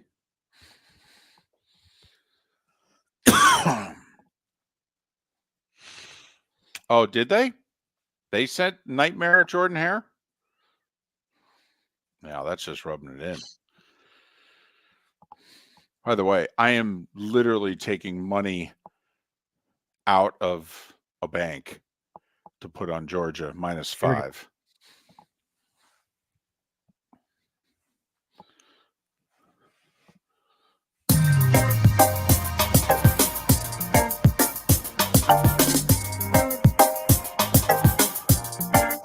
Welcome back to Miller and Moulton, only on the Florida Sports Network. It is 22 minutes before the hour. Chris Landry will join us at the top of the hour to talk a lot of football. Gary Danielson is kind enough to join us once again. He wrapping up his SEC on CBS run this Saturday with Alabama and Georgia in the SEC championship game. His final regular season game was the Iron Bowl. You've had a couple days to think about what you witnessed. When we bring up Saturday late afternoon, early evening there at Jordan Hare, what do you say? Good morning. I think I've already said it, David. It was so good that I'll watch it in 2 years. That's all that needs to be.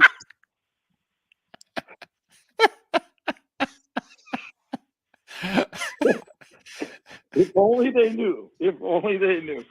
It was a great game. That atmosphere there, David. Can you explain between the third and fourth quarter? I mean, a lot of stadiums, the Gators do it well, but that is a fun time at all the stadiums. Wisconsin does it with their jump around.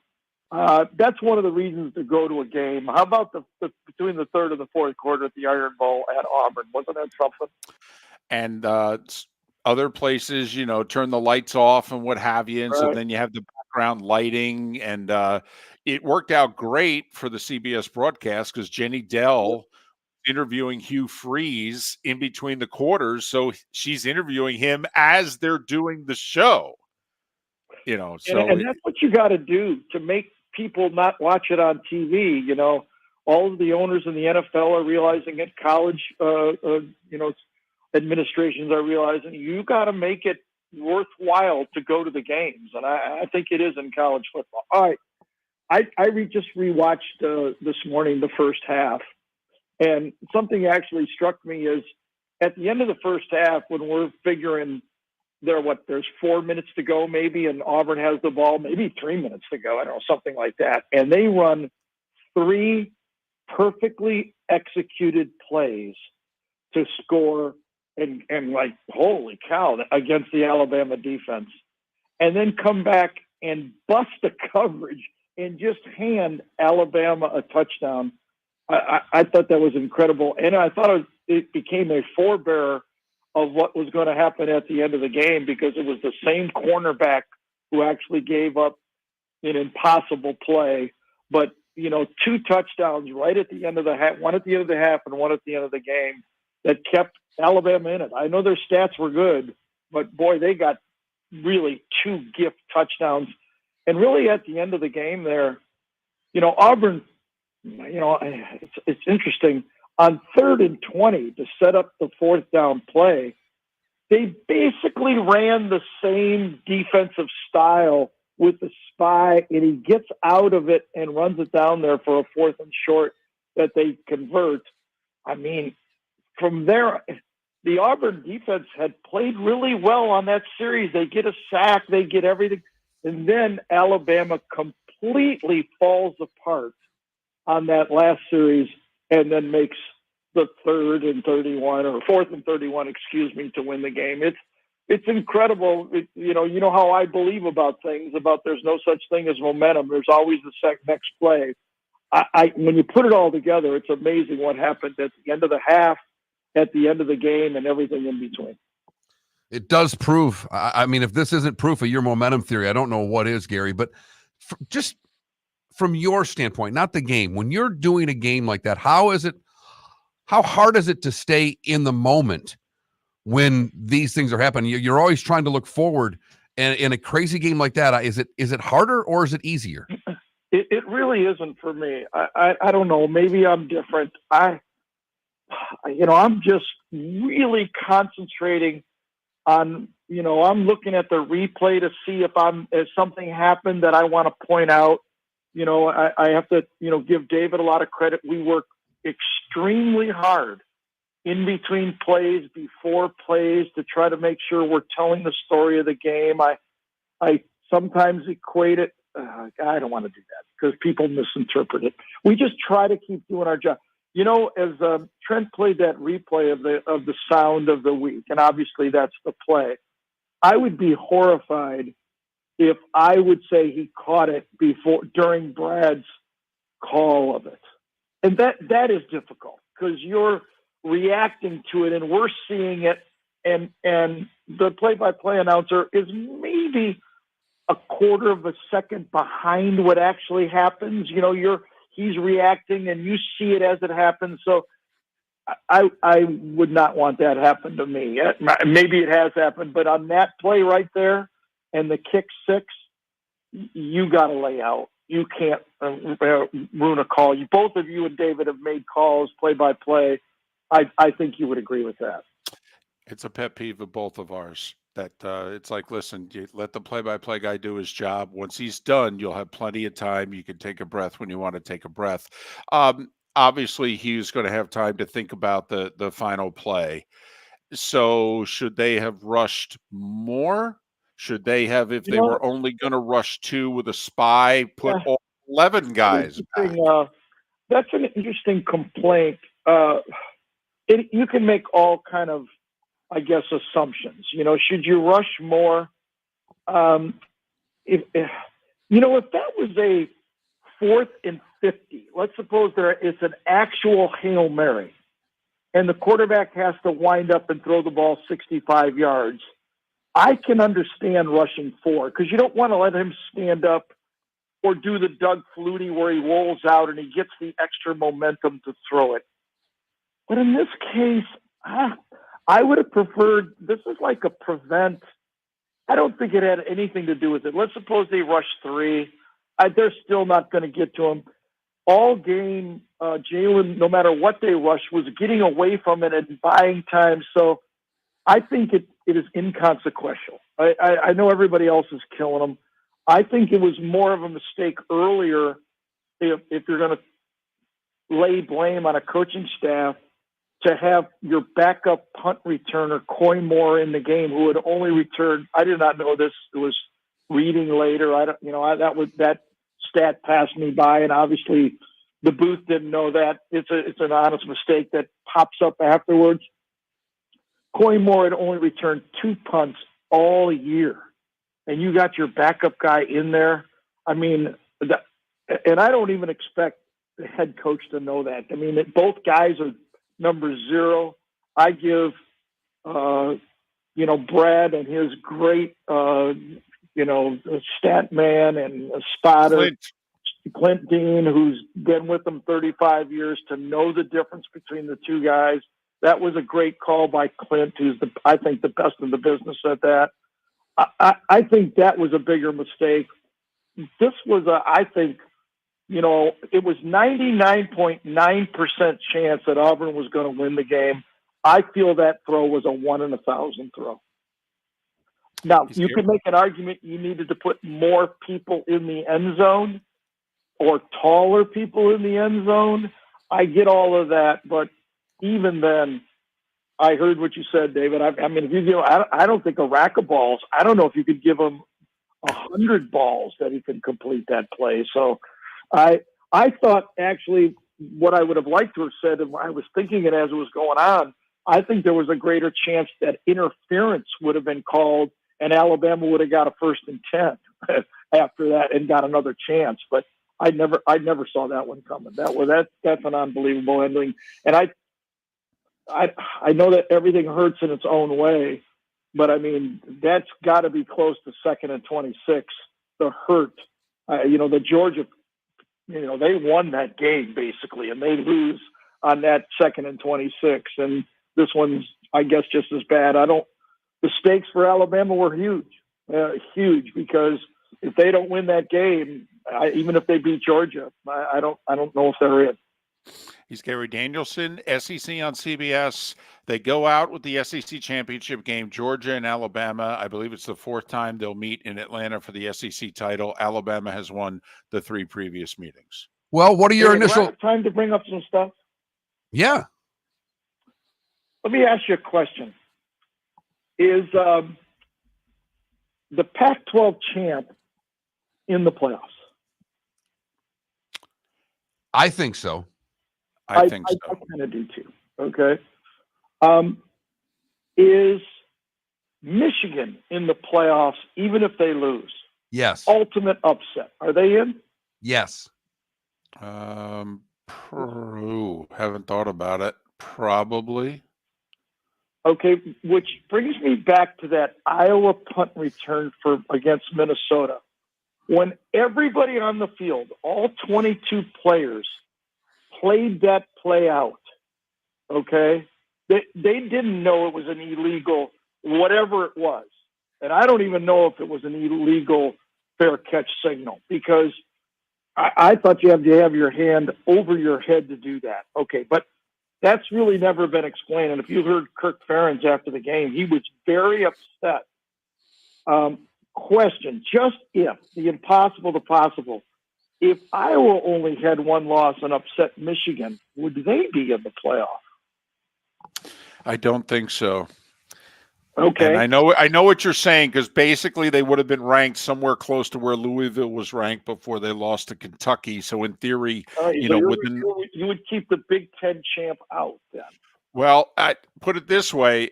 Would I? Not necessarily. Do I think the committee would put them in? They looked so bad for 3 months and then had the one epic upset. I honestly don't. Here's the problem that I'm leading to. Is Georgia in the playoffs? And if so, if Alabama wins, are both of them in the playoffs? That's the problem that I see on the horizon. Because if you lay all this stuff out, if Michigan's in, is Georgia in? I think Georgia needs Texas to lose. It's difficult for me to imagine. Two-time defending champions. I understand that, but we're talking about 2023. How do you rationalize 12-1 Georgia, who loses to Alabama, gets in ahead of 12-1 Texas, who beat them? No. So where are you with this again? You're saying that neither Alabama or Georgia are in? No, I think they would put Alabama in. What I think Georgia would be put behind Texas. But you're thinking that Michigan is in. See, this is why I never, ever thought 4 was the best alternative. Because there's 5 major conferences, and you got Florida State out there undefeated. I think it's been the demise of the Pac-12 conference going to 4. Okay, let me ask you a question, Gary. Is Florida State in if they win? I really like asking the questions better than answering.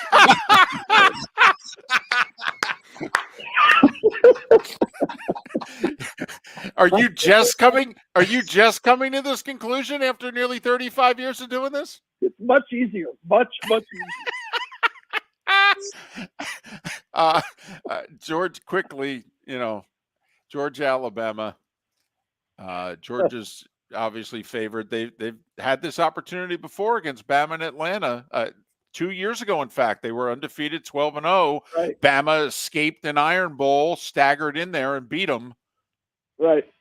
So let me just be honest. I do think Florida State would be in. I think they deserve it. I don't know. I'm going to go back to what I said about Florida in my first year doing the SEC.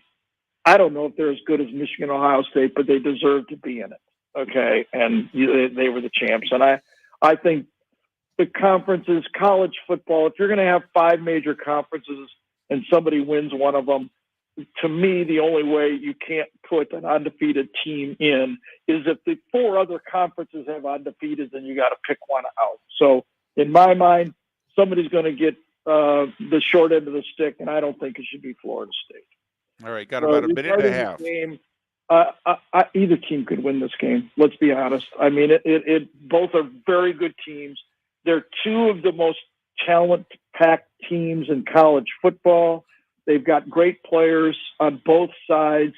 Jalen Milroe, as we can see, and he's tough to handle.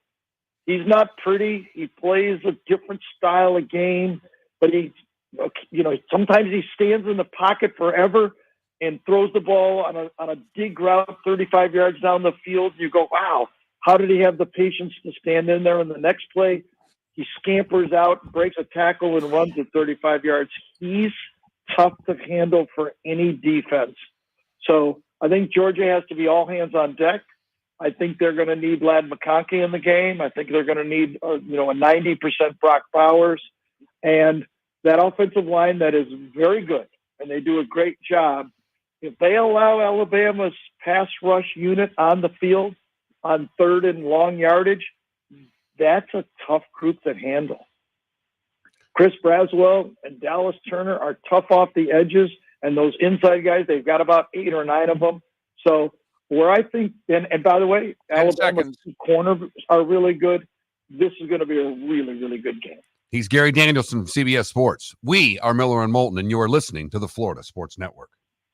Located on the East Trail, locally owned Naples Tiki Bar and Grill is an outdoor eatery next to the Hitching Post Shopping Center. Island-inspired food with a true tiki theme. The best place in Naples to enjoy the beautiful weather in Southwest Florida. The Naples Tiki Bar and Grill offers a great menu for dine-in or takeout. Enjoy our famous pulled pork, huge burgers, and tiki bar cocktails. Don't miss happy hour every day from 3 to 6 and live music 7 days a week. See you soon at the Naples Tiki Bar and Grill, 11498 Tamiami Trail East.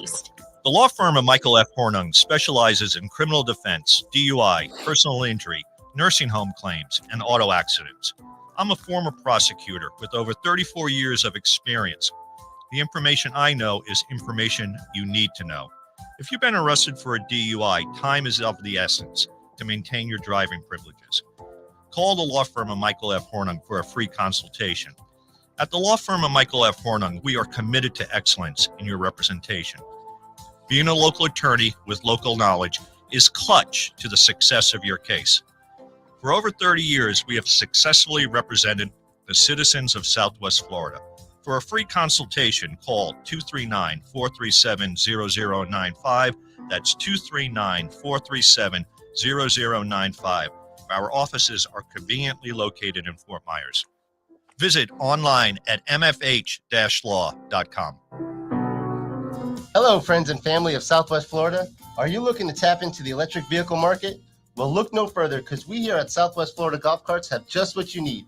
E-bikes, golf carts, LSVs, scooters, and more. Come down and talk with one of our experienced sales reps, have a soda and a smile, and you could be cruising the streets in your new EV today.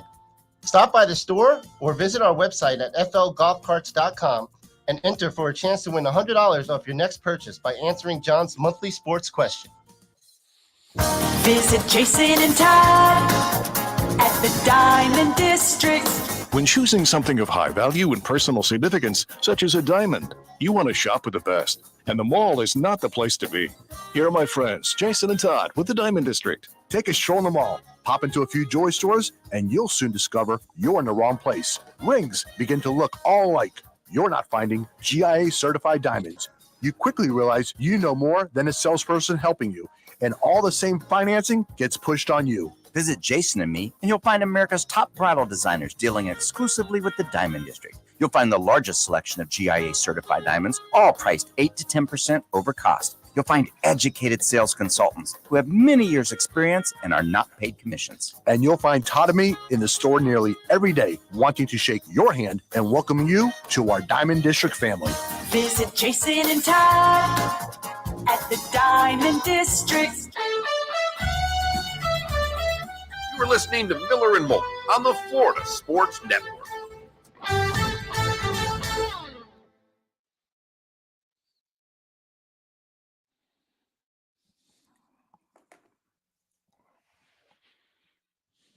It sounds like Gary needs a show. That was hilarious. I like asking the questions better. He just said it so matter of fact. Oh, that's Gary. I like asking the questions much more than I like answering them. Trent, there was a time, Gary would come in studio on Mondays, the 5:00 hour, and he would do like 40 minutes with us. Okay. And then we ended at 6:00, and we would end with good, bad, and ugly. What's on tap? Blah blah blah. And so, Trent, those 40 minutes were great. I can imagine. He's pretty entertaining. Morning, Chris. Good morning. How you guys doing? Doing great. How are you doing? Did you get over Saturday yet? Did you even get a chance to watch Sunday? Oh no, well no. I mean, it's been crazy. Yeah, unbelievable. I don't know what to say. It's just one of those. Just when you think it's one of the great things about football and sports in general. You just you watch it, and so much of it's kind of what's expected, and just things happen that just remind you that it's. Well, had you ever seen a Hail Mary returned for a pick six touchdown? No, I can't really say I've seen a Hail Mary. No, not a Hail Mary. No, I can't really say that. Put it that way. No. I've seen no, not a no. Chris, we really can't can't. find anybody who does football for a living. No one in the last 3 days has come forward and told a story about seeing an end of the half, end of the game Hail Mary return for a touchdown. No one has a story of having seen or even heard of one. No, it's if anybody could do it, God bless them. They would find a way to do it this year. This team. Oh man. Oh God. It's just it's just incredible. Chris, the Al Michaels stats guy is George Hill. George Hill is our stats guy for the SEC on CBS. George has been with Al for 45 years. I said to him, we drove into the game together. I said, have you ever seen it before? He said, no. I said, has Al? He said, no, Al's never seen it either. All right. George and Al have done 512 games together. They've never seen it together, never mind apart. Well, the thing about it is, and this is hard to remember everything, but that's all I do is look at football. And so I'm looking at games just for, a number of different reasons. And you just see things that are really weird. And I'm just trying to remember if I've seen anything quite that weird, even in high school or something. Right. Now, I've seen some weird stuff in high school that would probably eclipse that. But the uniqueness of that is, a Hail Mary. Did you dive into Ohio State, Michigan? No, I haven't done the tape yet, but I saw it enough to, I have a good feel for it. But here we go.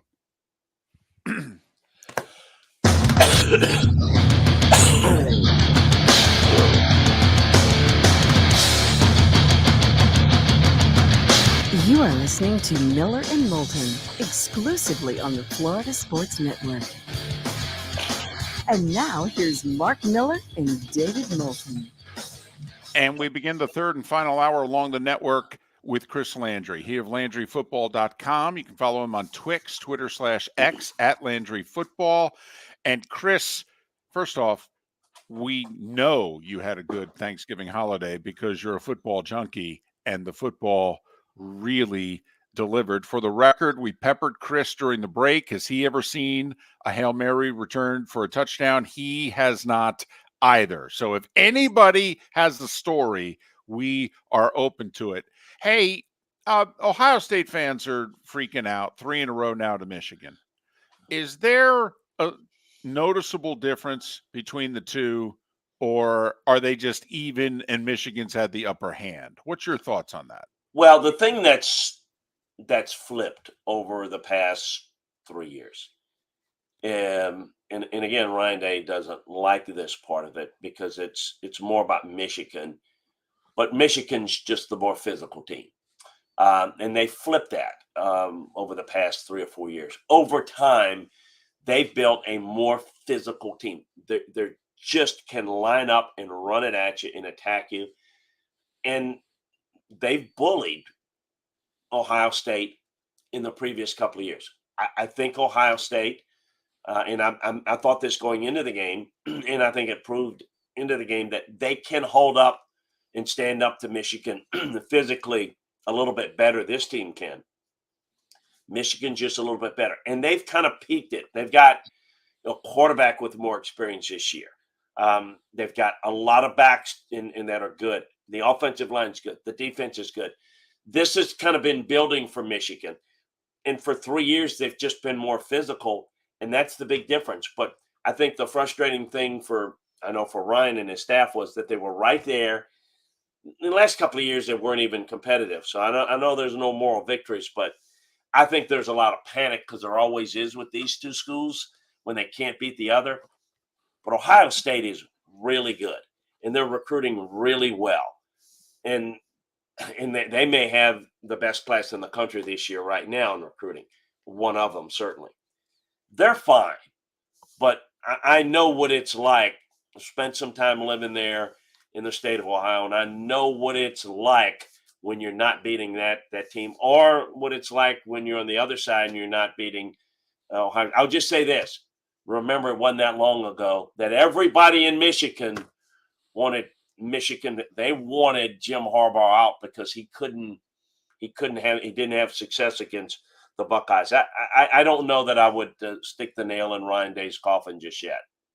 I mean, it really seems like Michigan didn't try to be Ohio State in catching. They tried to be Georgia, and they're pretty damn close in building what Georgia has built. At least that's what I see from the outside. Is that a representative statement, Chris? Yes, they're physical like Georgia. Now, Georgia's got a better passing game, and that's kind of what's made Georgia a little bit different. And like last year, when they faced TCU in the playoffs, Michigan, that is, the difference there is Michigan was not able to deal with the speed, and they didn't have enough of a passing game. So, this team might be a little different. Who could beat them?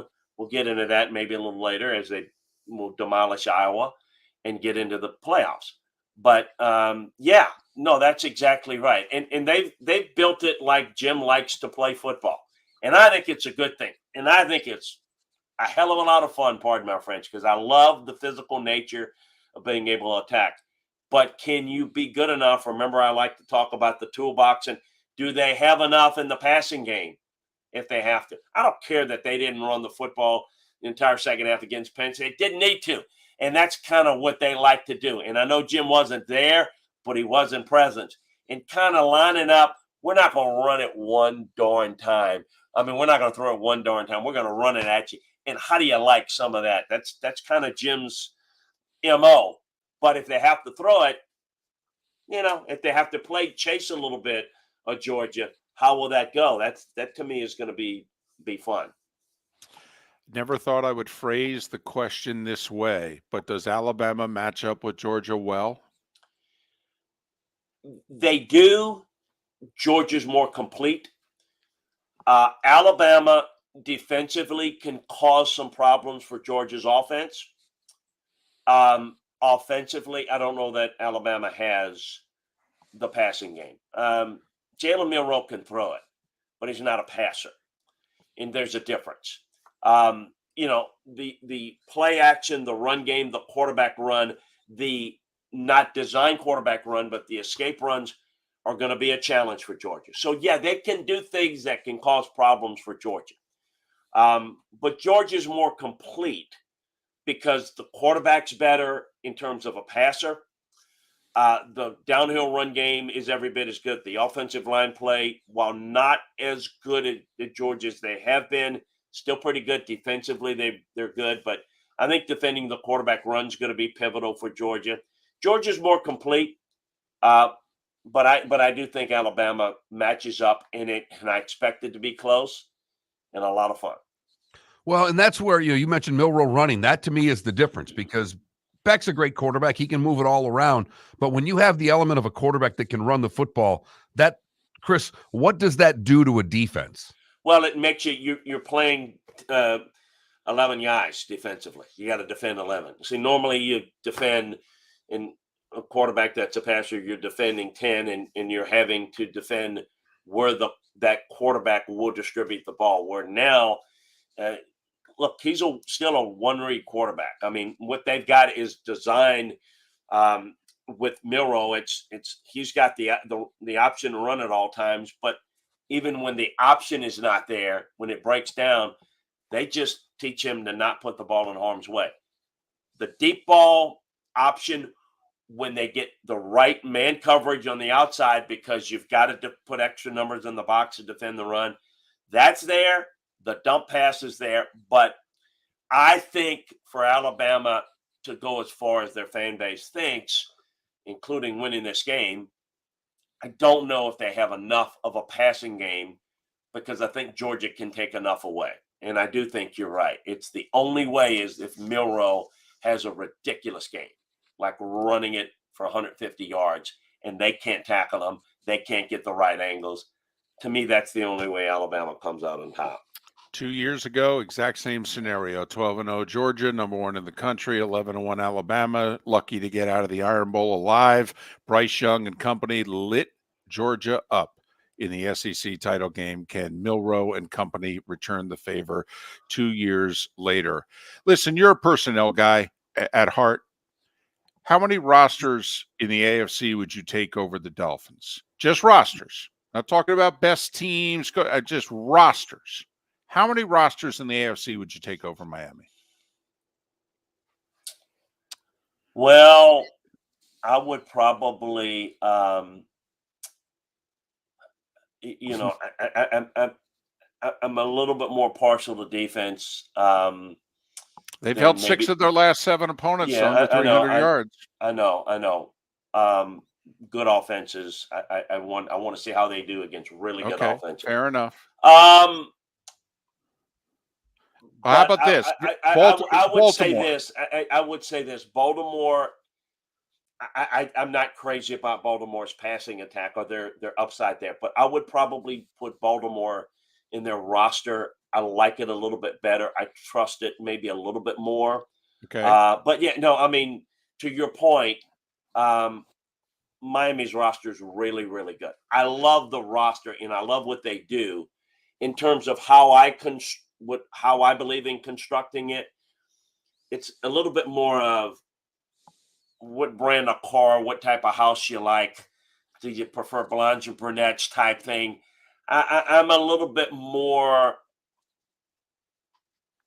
not adverse, but I like a little bit better, a different style than Miami's. But what Miami does and what they do, yeah, it's really good. And it's loaded, and I think it's a lot of fun to watch. I'm not quite sure that that's exactly how I would completely build my roster, but that's just me. And is it the reason you like Baltimore's a little bit better because of what they do on defense? Yes. And what they bring to the table defensively? I believe great defenses that can dictate and control the force of the game and running the football, that gives you a higher floor. Not a higher ceiling, but a higher floor. And I'm a big believer that more games are lost than won. It's not how good you are when you're at your best. It's how good you are when you're at your worst. And it's just my experience in football is just you've got more chances to win at the highest level when your floor is higher and you can win in different ways. But like, for example, my concern for Baltimore is, are they good at, that's the opposite of Miami, but the same problem. Are they good enough? If say Miami and Baltimore play, Miami gets out to an early lead and Baltimore has to play from behind, that's big edge Miami, and Baltimore's probably not winning that game. So that to me is the contrast in styles, but overall, that's kind of my philosophy on it. Okay, we're pressed for time. Folks in Buffalo want to get rid of McDermott. They think that as a head coach and as a defensive coordinator that he's run his course. Your thoughts. I've got about a minute. What's going on in Buffalo? Yeah, I'd be careful in that. I think that, I still think when I watch them play, it's a little frustrating because they're really good. Closing out games, I think a lot of it is, to me, how that team is constructed. They're built where the quarterback does everything. Well, when you do that, there are going to be mistakes and there are going to be big plays. I don't think they're good enough around the quarterback, and I think they need to rein that in, and that is more philosophically and not really coaching. And I think they need to look at that overall on how they build it. I think they're too scattershot with it, just built on the quarterback. And I think we're seeing in Kansas City, who's also built around the quarterback, much better defensively, much better personnel. They do better things. I don't think Buffalo's is good. He's Chris Landry, LandryFootball.com. LandryFootball.com. He dives into all areas of football, games, personnel, matchups, etc. LandryFootball.com. Follow him on Twix, Twitter/X at LandryFootball. Chris, all the best. We'll talk again next week. Hey, thanks again, guys. Appreciate you. Chris Landry, kind enough to join us once again here on Miller and Moulton. Boy, that's the first time we really threw him with a question. We asked him about the Dolphins roster. And his hesitation lets you know what he thinks of that roster. It's not his kind of team. I mean, he is right. Been adamant about that for a month. He likes the Dolphins, but it's not how he built a football team. Right. They're good, but we hope you think we're good, and we thank you for listening. Miller and Moulton, right here, Florida Sports Network. Ladies and gentlemen, once again. Yeah. Hi. Excuse me. Hey, the line starts back here. Ma'am, if your party's not here, you're going to have to go around again. If you had the opportunity to avoid all this, wouldn't you? Salt Live is the official transportation provider of the Miller and Moulton Morning Show, making your trip to and from the airport seamless and stress-free. Salt Live is supported with the help of local partners like the Bayfront Inn. Gather your family and friends and enjoy a leisurely day on the water with a pontoon or deck boat. If you prefer to explore the waterways without a motor, the Bayfront has canoes, standboards, and kayaks. At the end of your journey, enjoy lunch or dinner at the Bamboo Tropical Bar and Grill. The Bayfront Inn, something for everyone on 5th Avenue in downtown Naples. BayfrontInNaples.com. When you need a ride, book with Salt Live Transportation, 308-8686, or book on saltlivetransportation.com. Located on the East Trail, locally owned Naples Tiki Bar and Grill is an outdoor eatery next to the Hitching Post Shopping Center. Island-inspired food with a true tiki theme. The best place in Naples to enjoy the beautiful weather in Southwest Florida. The Naples Tiki Bar and Grill offers a great menu for dine-in or takeout. Enjoy our famous pulled pork, huge burgers, and tiki bar cocktails. Don't miss happy hour every day from 3 to 6 and live music 7 days a week. See you soon at the Naples Tiki Bar and Grill, 11498 Tamiami Trail East. Hello, friends and family of Southwest Florida. Are you looking to tap into the electric vehicle market? Well, look no further because we here at Southwest Florida Golf Carts have just what you need. E-bikes, golf carts, LSVs, scooters, and more. Come down and talk with one of our experienced sales reps, have a soda and a smile, and you could be cruising the streets in your new EV today. Stop by the store or visit our website at flgolfcarts.com and enter for a chance to win $100 off your next purchase by answering John's monthly sports question. You are listening to Miller and Moulton on the Florida Sports Network.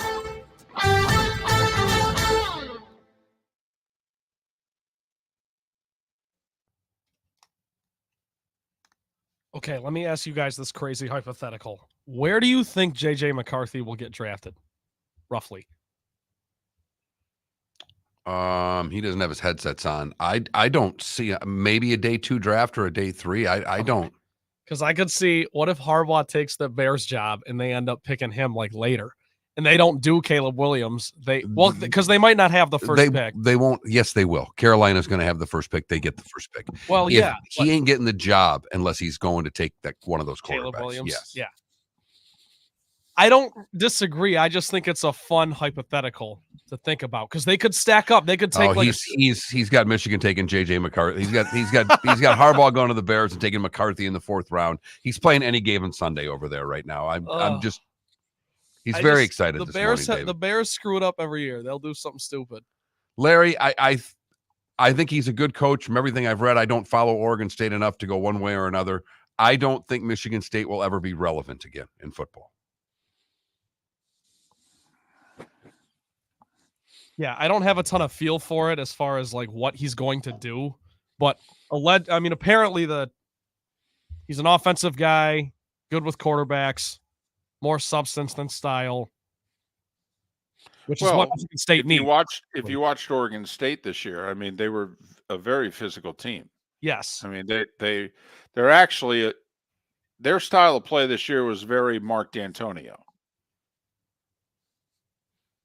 Yeah, which is what Michigan State needs to get back to, no doubt. Only with a better quarterback.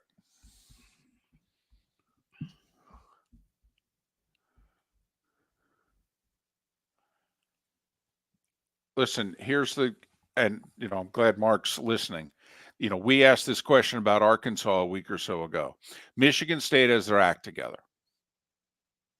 What number job is it in the Big Ten? 7. Okay. So are you going Ohio State, Michigan, Penn State, USC, Oregon, Washington? Yeah. Maybe 8 with Wisconsin.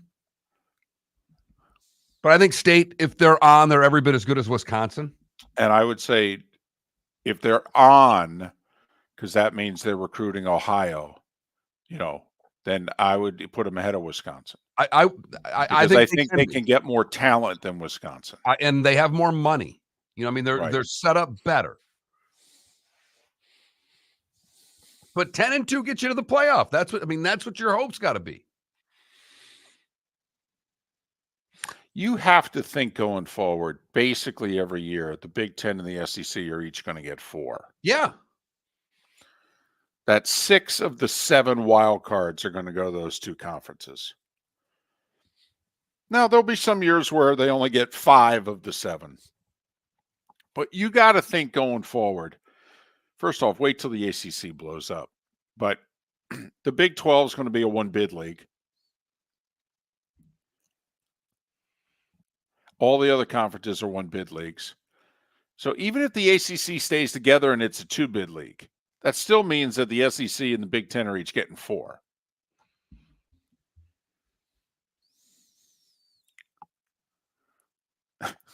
Trent, you'll like this. So the Iron Bowl happens, and it finishes the way it finishes. And I text Mark. I go, because Nick, obviously that's our last Iron Bowl. We're doing Big Ten next year. And we're not doing Ohio State, Michigan. Fox is always going to have that. So I text Mark and I go, let me tell you, this Penn State, Michigan State game's got a lot to live up to. Yeah, get to work. Oh, man. That's a good one. Say that Listen, to Gary. I did. We were driving together. I said to him, I go, let me tell you, I love my axe, but Minnesota, Wisconsin's got a lot to live up to. Sure does. Somebody asked, was that the second best Iron Bowl? Golly. It was the second best ending. But yeah, the game itself felt a little fluky. A little. No, it was messy. It was exciting. That's a good way. It was messy. The game was jambalaya. It was terrific and a mess all at the same time.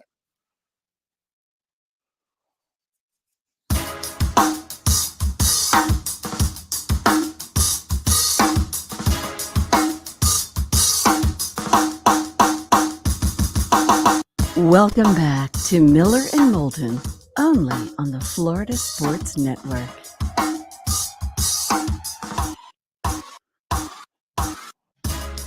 Minutes past the hour. Miller and Moulton, Florida Sports Network, floridasportsnetwork.com. So much to sink our teeth into. The college football regular season is over, by the way. Oh, my goodness. That hurts. I'm sad. But, Was it amazing how it ended, though? Rivalry weekend. Do you think, Mark, next year when, the Super Leagues, Big Ten, SEC, no divisions, the whole deal, but now, we don't know when Oregon and Oregon State are going to play again. Some of these rivalries could be put on hold for a while. Do we think that this weekend, beginning next year, is still going to be this weekend? No. But, David, what I'm counting on, what I am hopeful for, is that this year provided us with 3 good weekends of college football. That was about it. This weekend was exceptional. So we're living in the Monday after rivalry week, and everybody's thinking about how tremendous it was, and rightfully so, because it was a terrific. Ohio State, Michigan was great. Florida State was great. The Iron Bowl was terrific. The Apple Cup was great. Mm-hmm. But there weren't a lot of great football weekends this year in college. I am hopeful that going forward, there will be many more great weekends during the regular season. And I will take that if rivalry week goes from this year being a 10 to being an 8 next year. I will take that if I can have a few more 8 to 10s during the regular season, and I believe we are going to get them. Fair enough. Like the answer, by the way. Wasn't it nice to have Florida State have national meaning, not just be a rivalry? And wasn't it nice that the country, even though it was only for one of the two teams, and we got spoiled in the 90s when it was a national thing for both, same with Florida State, Miami, and, we know. Hopefully we'll be there again someday. But wasn't it nice for Florida State, Florida, to have, the country's watching, because one of these two teams is fighting to make the playoff. Would have been a lot better if that young man would not have spat at the other man at the end of the first half. You and I are both advocating that Billy Napier should be given 4 years. This was the road they decided on. They're only halfway down the road. It would be ridiculous to blow it up now. That's what bad organizations do. But if you were to just take that and forget about it, Napier's teams are undisciplined. This is not the first time. Hell, they did it at the end of the game, Mark. Okay, the Florida State quarterback slides short of the first down. They're going to get the ball back. They're down 2. Okay, I mean, that's an undisciplined play. Yes, it is. I mean, yeah, and they did it constantly throughout the year. They're a highly penalized team. That's bad on special teams. Yeah, I mean, there's a lot about it that does not reflect well on him and that he's the right guy. And you could see why the Gator fan that's going, I just think he's the wrong guy. Why should I waste 2 more years with the wrong guy? I have to admit, I think Miller and Moulton have a tough time answering that, because are we convinced? We're convinced in the plan, but we're not sold on the guy executing it, are we? Can't be. The reasons you just pointed out. And David, if you're undisciplined and you're beating everybody, it's okay. Right. You're the Miami in the 80 and the 90s. Totally. That's just fine. Right. You're going to Texas committing 17 penalties and you don't care. Because you're laughing while you're up 42-14. Right. I'm just thinking, I've got Thrill Hill shooting the guns off in the end zone after scoring and getting a celebration penalty. I got that in my head right now. But that's not the game we play anymore. There's nothing about that they allow. No. And an undisciplined 15 for spitting at another player, and then a headshot late in the game that costs you the game.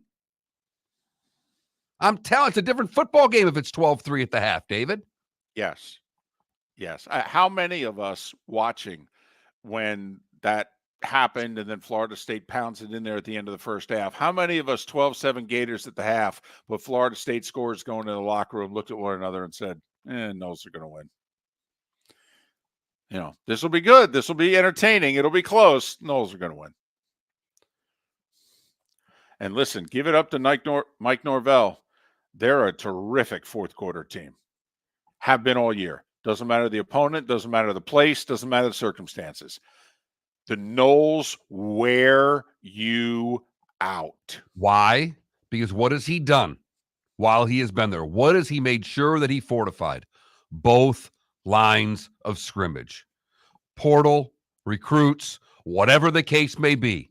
He went from where having no depth on the offensive and defensive lines to having players on the offensive and defensive lines. And when you have that in the fourth quarter, you're a good football team.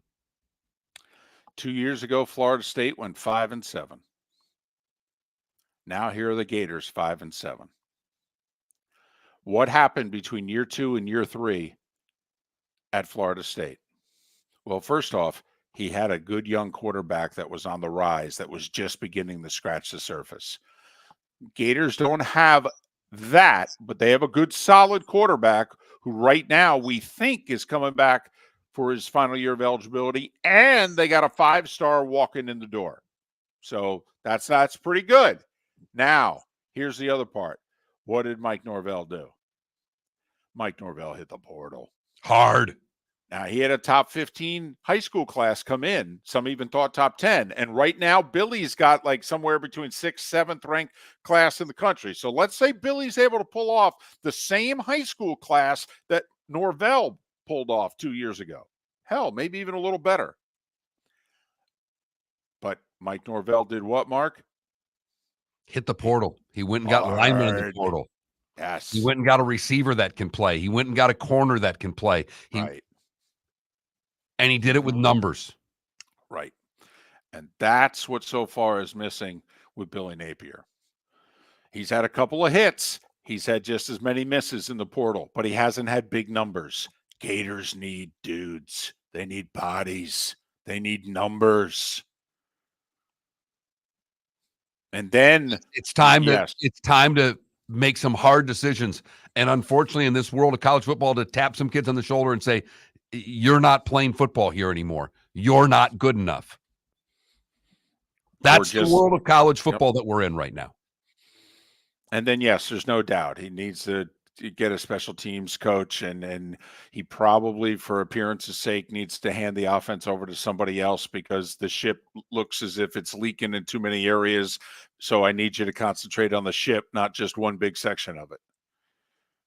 But it's interesting, the similarities as to where Florida is to where Florida State was 2 years ago. Remember, Norvell went 3-6 and 5-7 his first 2 years. How differently would Gator fan feel if they won the Arkansas game? Yeah, they'd be 6-6, right? They'd have a third straight 6-7 season anyway because they lose bowl games lately. That's what they do. But all right, so Florida State got to beat Louisville. And I think they can win by 1 and they're still in. I think a win gets them in, even with Louisville losing to Kentucky. I don't know about you, Mark. I think if they 13-0, they're in. Yeah, I'm not as confident as you are, David. Seeded 4th, but they're in. I'm not as confident as you are. I hope you're right. They deserve to go. But with the injury to the quarterback and all these really good one-loss teams that are going to be out there, I don't think that they are guaranteed a spot yet. So there you have it. Terrific final weekend of the college football regular season. And you wonder just how meaningful will the conference championship games be. SEC one looks meaningful. ACC one looks meaningful. Is Michigan already in? Visit Jason and Todd at the Diamond District. When choosing something of high value and personal significance, such as a diamond, you want to shop with the best. And the mall is not the place to be.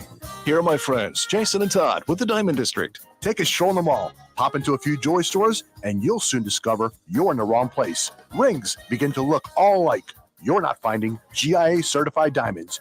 You quickly realize you know more than a salesperson helping you, and all the same financing gets pushed on you. Visit Jason and me, and you'll find America's top bridal designers dealing exclusively with the Diamond District. You'll find the largest selection of GIA certified diamonds, all priced 8 to 10% over cost. You'll find educated sales consultants who have many years' experience and are not paid commissions. And you'll find Todd and me in the store nearly every day, wanting to shake your hand and welcome you to our Diamond District family. Visit Jason and Todd at the Diamond District. The law firm of Michael F. Hornung specializes in criminal defense, DUI, personal injury, nursing home claims, and auto accidents. I'm a former prosecutor with over 34 years of experience. The information I know is information you need to know. If you've been arrested for a DUI, time is of the essence to maintain your driving privileges. Call the law firm of Michael F. Hornung for a free consultation. At the law firm of Michael F. Hornung, we are committed to excellence in your representation. Being a local attorney with local knowledge is clutch to the success of your case. For over 30 years, we have successfully represented the citizens of Southwest Florida. For a free consultation, call 239-437-0095. That's 239-437-0095. Our offices are conveniently located in Fort Myers. Visit online at mfh-law.com. You are listening to Miller and Moulton on the Florida Sports Network.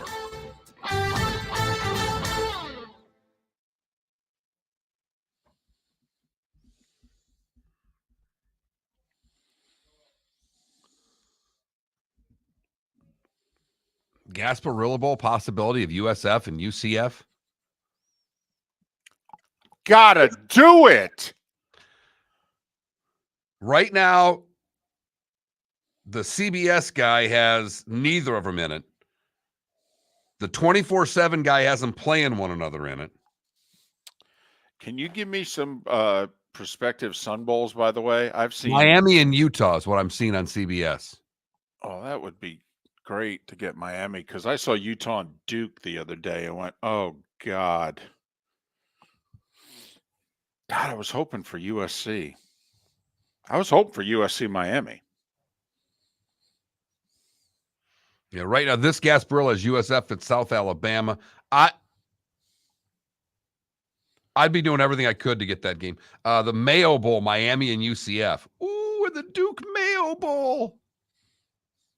I found Miami could put me in the Sun Bowl. That's I got nothing to win there.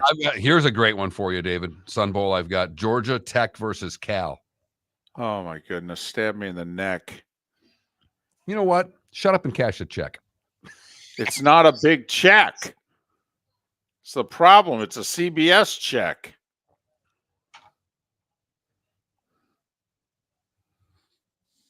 God. I was stunned. I don't know if you were watching or listening, but the Michigan touchdown where the Ohio State player takes it away from him on the ground after he takes 5 steps and was in the end zone. Right. Klatt was convinced that was an interception. Yes. Convinced. I got to admit. What are you talking about? And then another play, he's calling incomplete. I'm like, I did not think he had a good game. I give Klatt credit, though, for it not being wishy-washy, at least. I totally disagree. I totally disagreed with him. I did think Gus was great late when they're not giving the ball to Harrison. And Gus finally says, you got to get the ball to Marvin Harrison Jr. He is the best player on the field for either team. Throw him the ball. And I'm like, it's the color guy's job to say it, but I thought Gus was right on when he said it.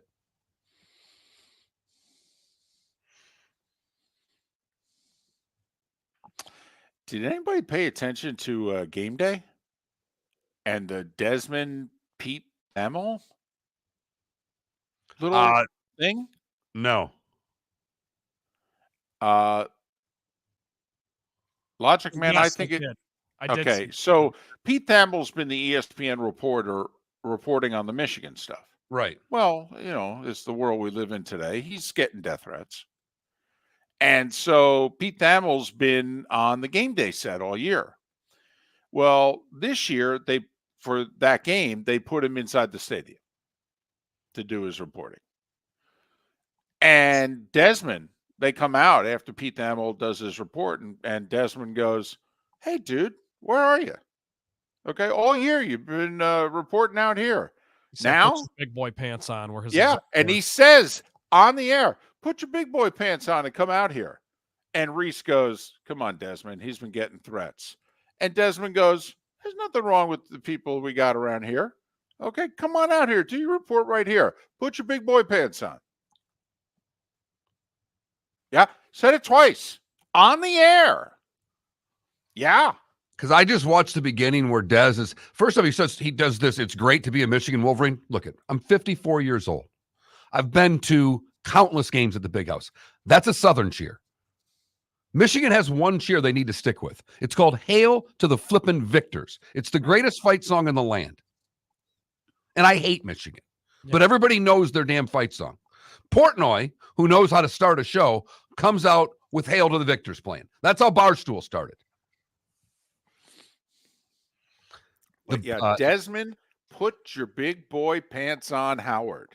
Wow. Let me tell you something. If I'm ESPN, I'd lose my mind on receiving death threats. Yeah.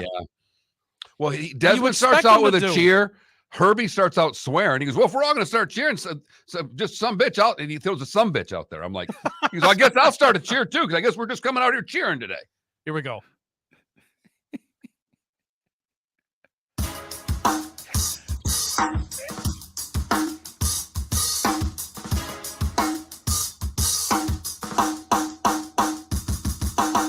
Welcome back to Miller and Moulton, only on the Florida Sports Network.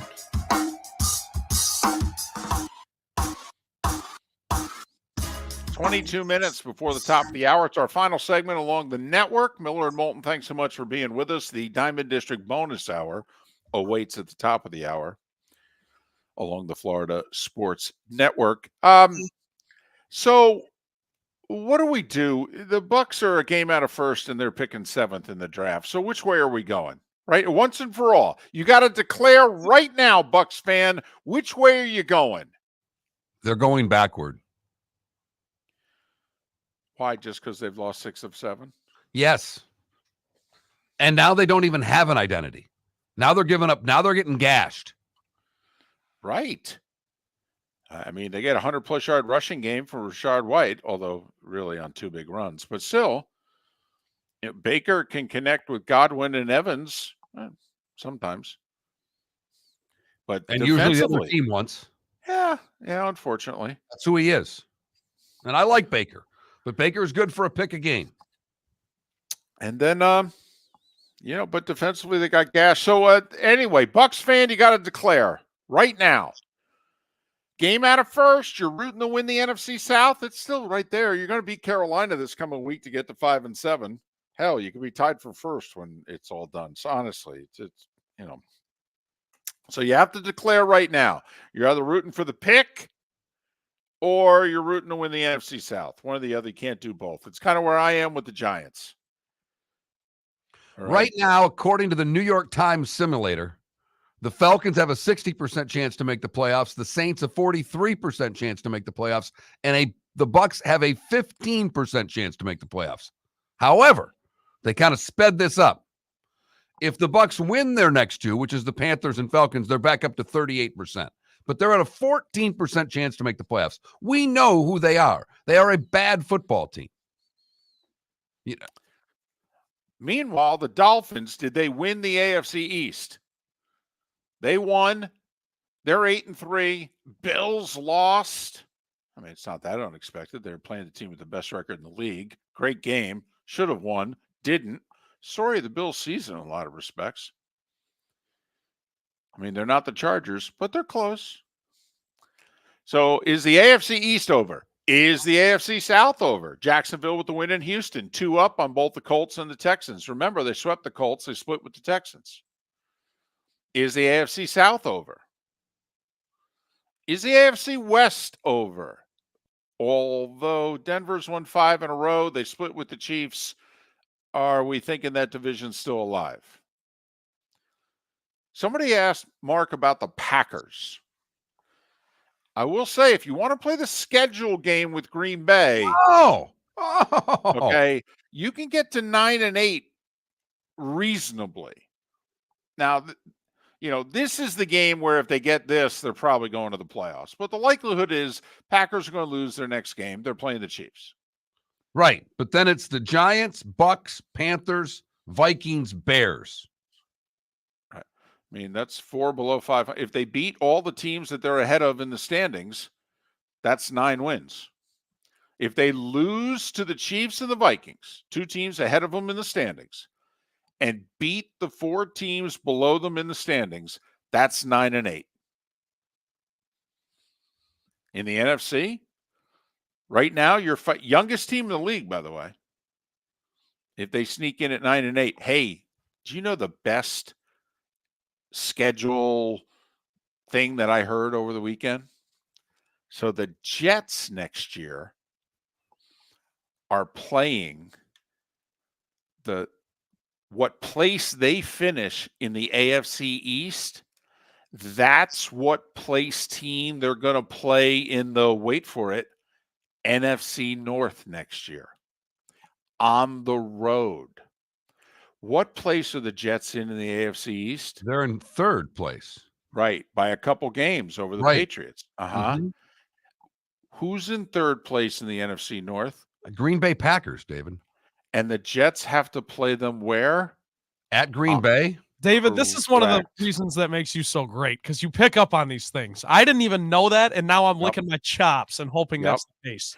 And you've got 4 networks that are all, at least 3 of them, because I don't think CBS can get in the game. But you got Fox, NBC, and ABC, ESPN going, oh, we'll take that if you're okay. We got no problem with that. No, it's the road team that used to be the road team that determined it. So they'll all be in on it. Well, CBS will have the smallest claim, though. I mean, CBS will be pushed aside. Oh no, Jets. No, I know you're right. Actually, CBS road game. No, Fox pushed to the side. Yeah, Fox could get pushed to the side. I mean, don't get me wrong. I think it's going to end up on NBC, but it's just a little something. If you think this Aaron Rodgers hype, come on. Remember when Favre went back to Lambeau as a Viking? Yeah. So anyway, that was the best scheduled thing I heard from the weekend. And I still think the Vikings, because their schedule's not that difficult, I think they get to 9. Seattle's the team to me that's in the biggest trouble of getting to 9. They're at the Cowboys on a short week this week. And I know they played Thursday, so it's a full week. Then they play at the Niners again. They play the Eagles at the Titans, home for Pittsburgh, at Arizona. Seattle's got the tough job to get to 9. Right. Like Pat Kerwin came on Friday, and we played the schedule game with Seattle, and he thinks Seattle could lose 5 in a row here. They could go from 6-3 to 6-8. Then he thinks they're going to win their final 3, which would include that key win over the Steelers. I think it's in Seattle. It is. Okay. So Kerwin thinks they're going to get to 9-8. They're just going to go 6-3, 0-5, 3-0. And then don't ask me who's winning the 9-8 tiebreakers. But you see where we're at here. We're at the official 2/3 poll, right? We just wrapped up week 12. It's an 18-week season. Some teams have played 12. Some teams have played 11. But we're essentially at the 2/3 poll of the NFL season while we're at the end of the college football regular season. You know, the Rams are the only other team in there. They have 5 wins. But they have the Niners and the Ravens on the road. You've got to count those as losses. Which means they'd have to win all the others. Right. That's home for the Browns this week, home for the Commanders, home for the Saints, and at the Giants. Doable. It's doable, especially since they may get P.J. Walker also. Right. I mean, Browns could be down to 3rd, 4th string quarterback territory here because DTR suffered a concussion in the loss to the Broncos. So, okay, so we're forcing you to make a choice on the Bucs. You're either in it to win the South, get the home playoff game, etc., or you're bailing on them. You're rooting for the draft pick. They're 4-7. They're a game out. They win the next 2 weeks. They'll be tied for first. They might even own the tiebreaker. Just saying. That's how close you are. Either way. Dolphins, did they win the East? I think they did. Miller and Moulton have declared the AFC East over. For the first time in 15 years, the Miami Dolphins are the AFC East champions. How about that? That's a home playoff game. That is. Right now, they're the 4 seed. They lose all the 8-3 tiebreakers. They would be hosting Pittsburgh. Yes, in a they would. 4-5 game. Yes. Boy, what a contrast in styles that would be. Yeah, but it would look good. That would have a 1974 look to it, David. Boy, that's Rams Bucks NFC title game 99. Could be 6-5 in the fourth quarter, or all hell could break loose. Man. So, did Jacksonville win the AFC South with the win over Houston? We're like that claret jug guy. They're doing the soft impression with both San Francisco, Kansas City, Jacksonville, all with 2-game leads. Doing the soft impression on the claret jug. Is it over? It's Vandevelde with a 3-shot lead on 18. Is it over?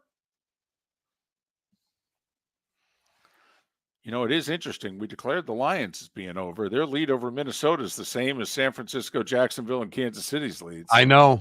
So if the North is over, shouldn't we be declaring the other divisions? We should. We may have jumped the gun a little early on the Lions. Well, that's because they, Josh Dobbs. Well, that's right. We didn't see Cousins getting hurt, Jefferson, and they kept winning. And you're right. Jeff and I was saying this is an election moment. That's exactly what I'm thinking. I think we have two sides of the newsroom yelling at one another. You're going to call this election? I can't yet. Miami-Dade County hasn't come in. I know it's over, but mathematically it's not. I can't declare it yet.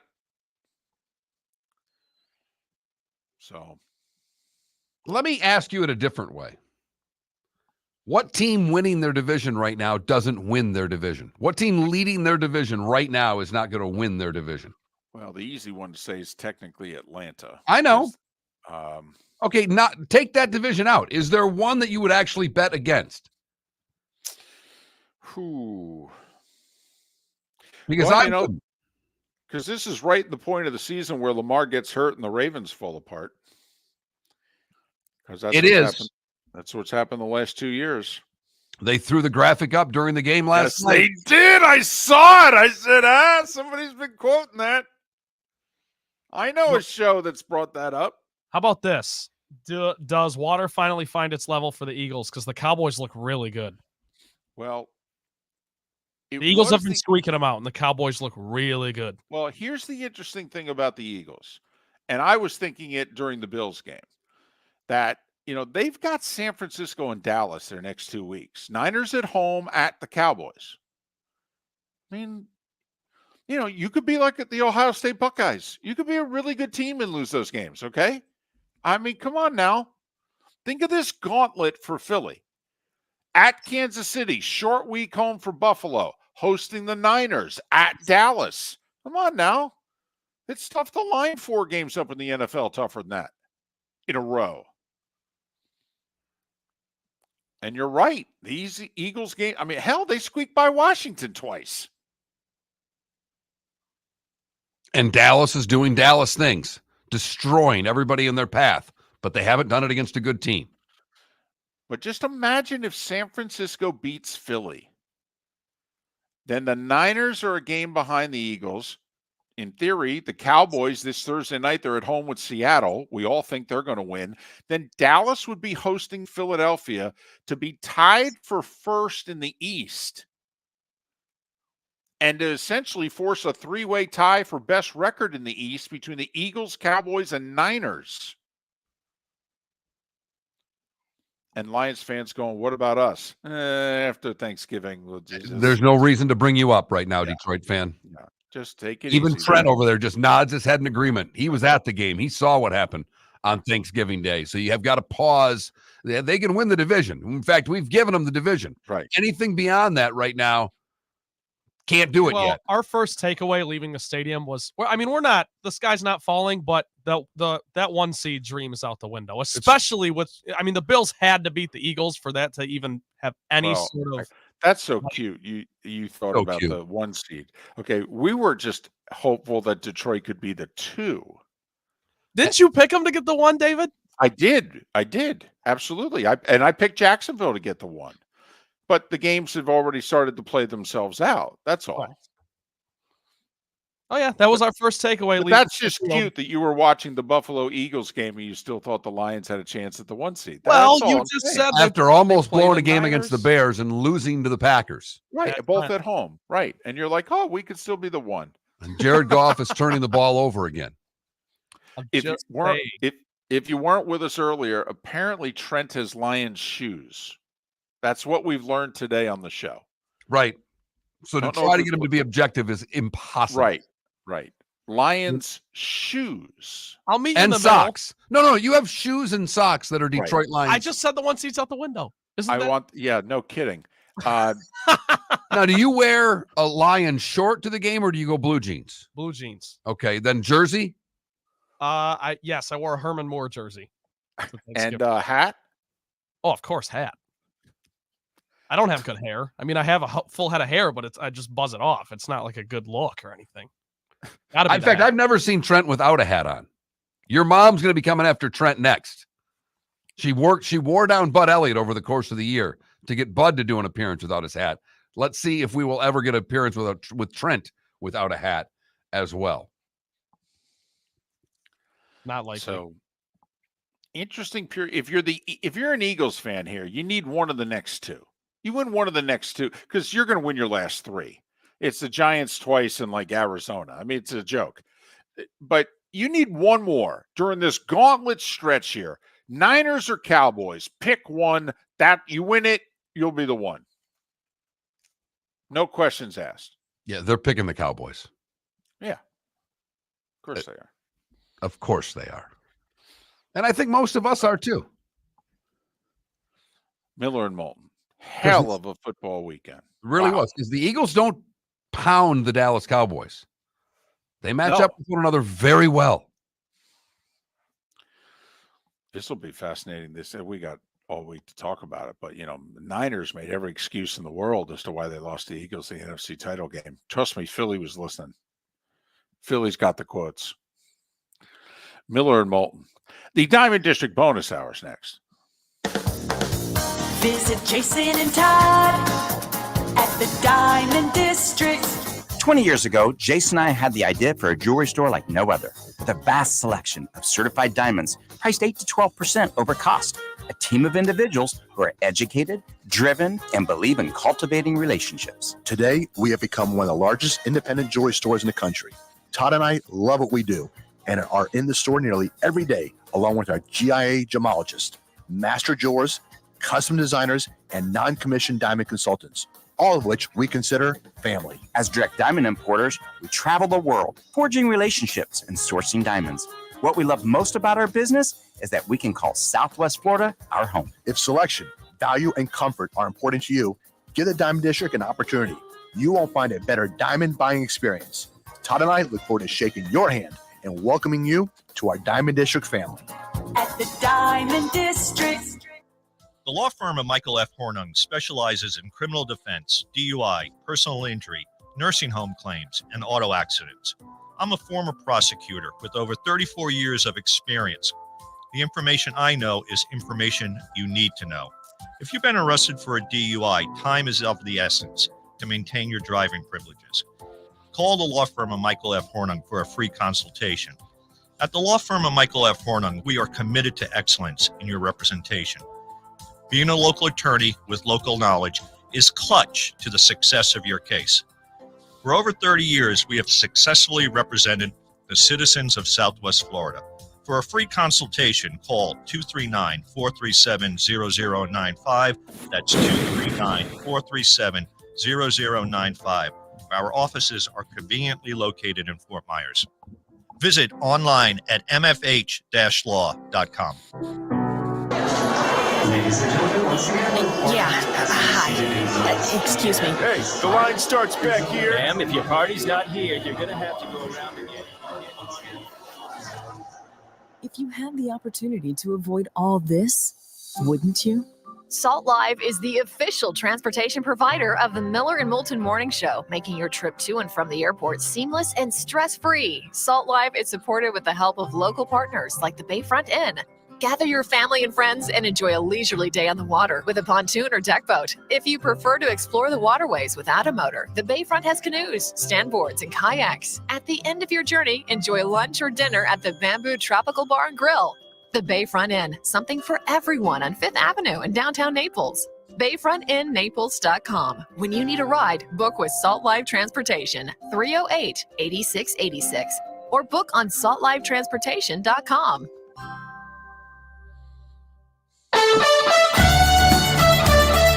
You are listening to Miller and Moulton on the Florida Sports Network.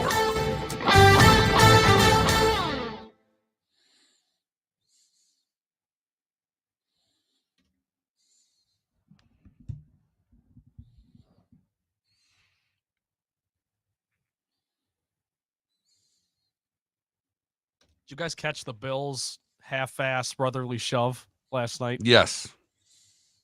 I thought they weren't going to get it for a second, and I mean, that building would have erupted because they only had one guy back there instead of two, and they almost didn't get it. I know.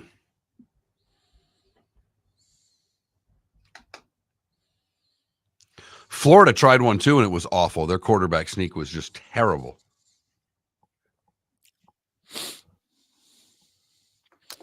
By the way, how about Semesco and them with that win yesterday? After getting shellacked. What was the crowd like for the Iowa FGSU game? Like 4,500 apparently is what they listed attendance at. Okay. And it didn't look like there was but 2,000 in there last night for the final. yes, that's what apparently 2,200, I think. I saw some of the highlights on SportsCenter this morning. I'm impressed that they were able to get highlights. I think it was on a website, like Flow something.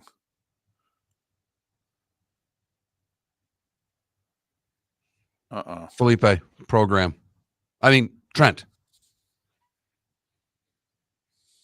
Hot mics. Okay, it was just David's. My bad. Big deal. I apologize. Oh, if it was just mine. No, that's my bad. That's really bad. I apologize. By the way, it's hysterical he called you Felipe because Felipe did that about. That's why my initial thought was 123 times. So that was quite the Freudian slip there.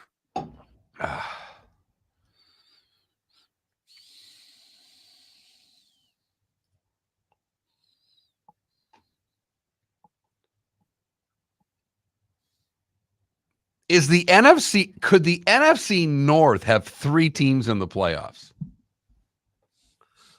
Think about that.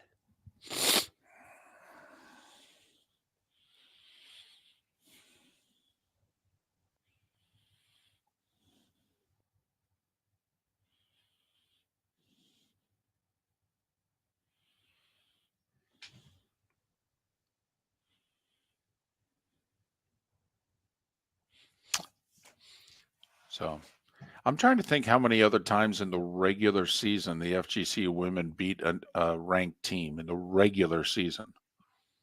I think it's only like 2. Volleyball got Florida, by the way. The guy in front of me on the plane had on an ESPN channel that had the volleyball draw. And I went, huh. And so I switched over to it. Okay. And like 10 seconds later, okay, FGCU got Florida in the draw. I went, can they beat them? I don't think so. But they won a first-round tournament game a couple years ago before they got destroyed by Wisconsin. But, oh.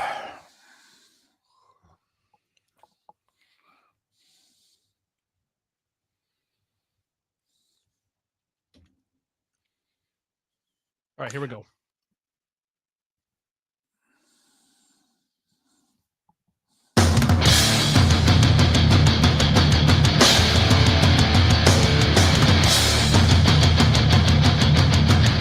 You are listening to Miller and Moulton, exclusively on the Florida Sports Network.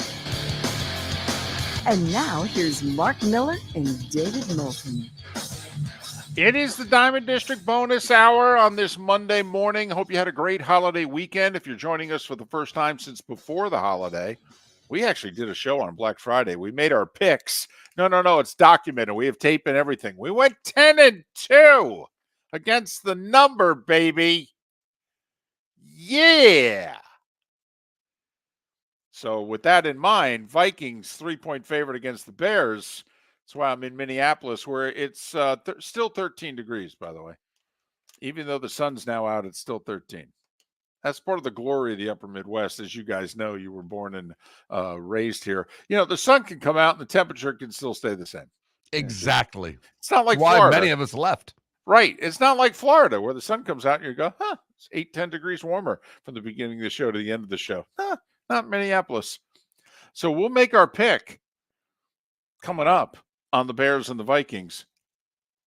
A reminder, we went 10-2 against the number. Okay? All right? Whew. Not only that, there were games we agreed upon and we were right. Frightening. It is frightening. We both had Arizona against Arizona State, laid 11, won by 140. And we both had the Jags laying 1.5 to 2 at Houston. They won by 3. Cover. That kick at the crossbar. Winner, chicken dinner. So there you have it. Won it by that much. That much. Right.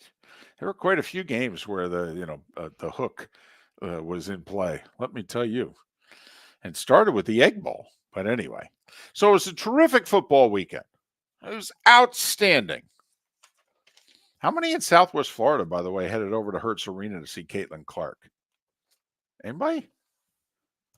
She was a Friday, Saturday, Sunday.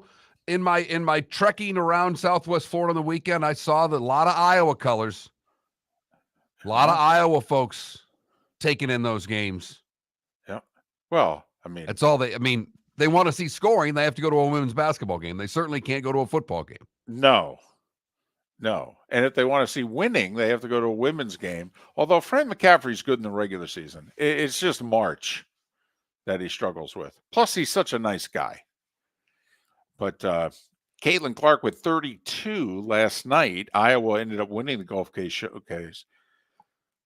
Showcase, I should say. They beat Kansas State, who had upset them earlier in the year and beat them last year. So that was a couple of nationally ranked teams. Iowa won by 7. Iowa shellacked FGCU on Saturday. FGCU, they shrugged that sucker off. They took out 18th ranked North Carolina yesterday. What a 24 hours for the Lady Eagles to get whooped. Just whooped by Iowa. Not only did they lose by nearly 40, but that's like what the margin was at the half. The FGCU women haven't been shellacked very often like they got shellacked on Saturday. And they come right back and take out a top 20 team on a neutral floor. That's impressive. They've now beaten Kentucky and North Carolina. In basketball. That sounds pretty good, doesn't it? It does. How's your season going? Well, we've beaten Kentucky and North Carolina in what? Hoops? Really? Okay. You've got my attention now. But we have given the AFC East to the Miami Dolphins. Miller and Moulton have put the X next to the Dolphins. Yes, we know mathematically they have not clinched the division, but we say it's over with Buffalo's loss yesterday evening. We took the votes that are remaining in the Panhandle. Large number of votes still available in the southeast part of the state. We took a look at the I-4 corridor and how the voting has broken down. And we've declared, maybe a little early, maybe we're Fox with Arizona a few years ago. Maybe we're doing it first, but we are declaring the AFC East over. Thanks to the Eagles' win in overtime over the Bills. How about that stat, by the way? Josh Allen's winless in overtime as a Buffalo Bill. He's like 0-5 now. That's crazy. This just in. He's pretty good. This just in. They score points. That's something. He's yet to win a game in overtime in his NFL career. And a little other stat that I came across, that they're just the second team. I don't know who the other one was. They're the second team in NFL history after 12 games to be 500 and yet have a plus 100 point differential. Well, they did something yesterday, which I guess since the merger had never been done. Teams were 39-0 when they have over 500 yards of offense and they win the turnover battle. Well, now they're 39-1. Before the Eagles' final drive, by the way, like the Bills had run nearly 30 more plays than the Eagles in that game. Nuts. Just nuts. Hey, you know how we talk on this show that, and I think it started in part because of, the job that I'm lucky enough to hold where, people ask, what do I do? And I say, well, I'm kind of a helper. We can call it whatever. I'm a helper. I try to help Gary out, help Troy out. And we've now talked for years, Mark, about, coaches need a helper. They need a buddy. They need somebody just sitting upstairs watching the game with a headphone and all hell's going on down on the field. And they're thinking all that they're thinking. They got all these voices in their head, but their buddy's got the button who can block everyone else out and go, yeah, you need to punt here. Kick the extra point. Mark, coaches don't take this into account, but they should. It's called appearances. Now, Mark, I want you to be Sean McDermott, and I'm your buddy. And the Eagles kicked that 59-yard field goal at the end of regulation. Right. Only it's not the end of regulation. No, there were 20 seconds left. And the Bills had a timeout. Right. Now, first off, they burned 2 timeouts before the kick. I hated the second timeout called because I'm thinking, what if he makes it? I got time to run at least 2 plays. If 2 timeouts, I got the whole field in play. I got a quarterback who can throw the ball 70 yards. Also, Mark, of all the teams in the National Football League, has there been a team recently who had a lead in a game with less than 20 seconds left, in which it's over? It's over. The game is over. They've won, and we're moving on to, wait for it, Cincinnati. Right. Is there a team that you know of that was in this situation recently? Something like 13 seconds. Right. And it was a game between Kansas City and who was that? Oh, that's right. Team? Buffalo. That's right, Sean McDermott. It was you. It was you. And the Chiefs in 13 seconds did what? Ran 2 plays, called 2 timeouts, and kicked a game-tying field goal and won in overtime. Yeah, Mark, this is where I'm your buddy. I like you. I care about you. You're a very good friend. I only want the best for you. I'm getting paid my $150 and eating my hot dogs at halftime no matter what happens in this game. This is when they kick the field goal and I would say to you, hey, so what are you thinking of doing here? And you go, I'm going to take a knee. And I'm going to go, yeah, I don't think you realize you're the coach of the Bills and your fans are going to take it to their grave 13 seconds. You got to run a play here. A play, any play. And at this point, your fan base doesn't care if it turns into a Hail Mary pick 6. You got to run a play. You can't take a knee. There are 31 coaches in this league who can take a knee in this situation. You're not one of them. And if Gabe Davis runs a post instead of a corner, we're not talking about it right now. And also, your quarterback, damn near with a running start, can get the ball certainly into the red zone on a throw. I mean, there's no corner of the field that he can't find. I mean, there aren't many more quarterbacks more dangerous in that situation, quite frankly, than your guy. We're going to take a knee. We're going to play for overtime. I'm sorry. What if they win the toss, go down the field and score? Touchdown. The game's over. You took a knee. You know, that's what happened in the playoff game, right? 13 seconds, you never had the ball again. This is where I'm on the plane and I'm looking around and I want to scream. Trying to find anybody with the same thought that you anybody to talk to. Doesn't matter if you're in row 8 and they're in row 15. You're going to start having a conversation. No, I so want to talk with someone. Correct. So I'm having an imaginary conversation with you. The conversation we're having on the air right now, I'm having it with you. You're Sean McDermott. I'm your buddy in the booth. And in my head, I'm going, Mark, you're the only coach in the league who can't take a knee. You got to run a play. Well, what should I run? Channel you or Bum Phillips. Run the Bommarooski. I was about to put my daughter to bed last night when all this is going on. My wife put my daughter to bed. She said, Dad will be up. He's watching a game. And they kicked the field goal. And I'm like, well, I've got to stay to see what they do. I mean, there's another play. Something can happen here. As I'm watching him take a knee and I'm walking upstairs to give my daughter a kiss goodnight before overtime started, I'm like, I can get back upstairs and downstairs in 13 seconds. Why are you not running a play? Well, not only that, what's just happened in this very weekend? We've seen a Hail Mary pick six, which, yes, I guess the Eagles could pick off the pass, return it for a touchdown. Yes. And we also saw 4th and 31. I mean, are we really, we're taking knees? We're giving up plays? Have you not paid attention to what has taken place in the last 2 days? So anyway, if we were doing talk radio in Buffalo today, besides the fact that they blew another game they should have won, they should probably be 9-3 instead they're 6-6. Okay. How much would we be killing him over taking a knee?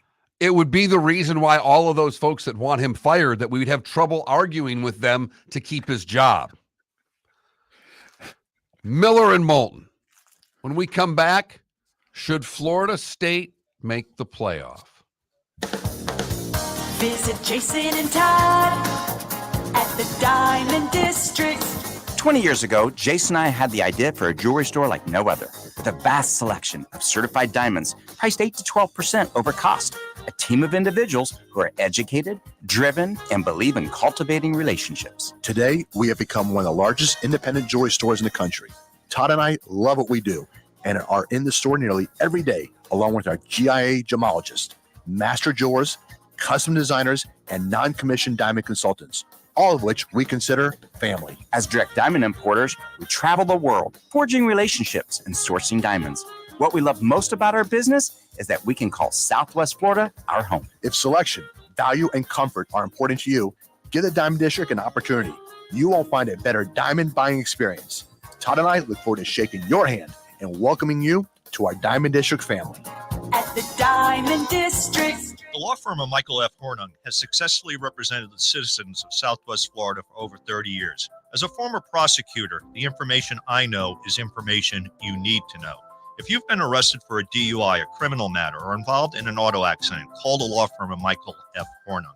I'm a local attorney with local knowledge to assist you through the process. For a free consultation, call 239-437-0095. That's 239-437-0095. Offices in Fort Myers. Hello, friends and family of Southwest Florida. Are you looking to tap into the electric vehicle market? Well, look no further, because we here at Southwest Florida Golf Carts have just what you need. E-bikes, golf carts, LSVs, scooters, and more. Come down and talk with one of our experienced sales reps, have a soda and a smile, and you could be cruising the streets in your new EV today. Stop by the store or visit our website at flgolfcarts.com and enter for a chance to win $100 off your next purchase by answering John's monthly sports question. You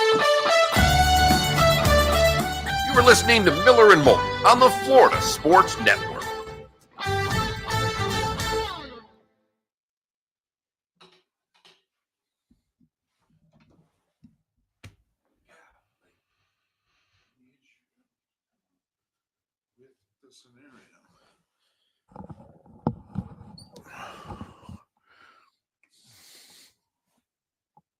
Yeah, Sonny. Sorry about that. Sore subject, I know.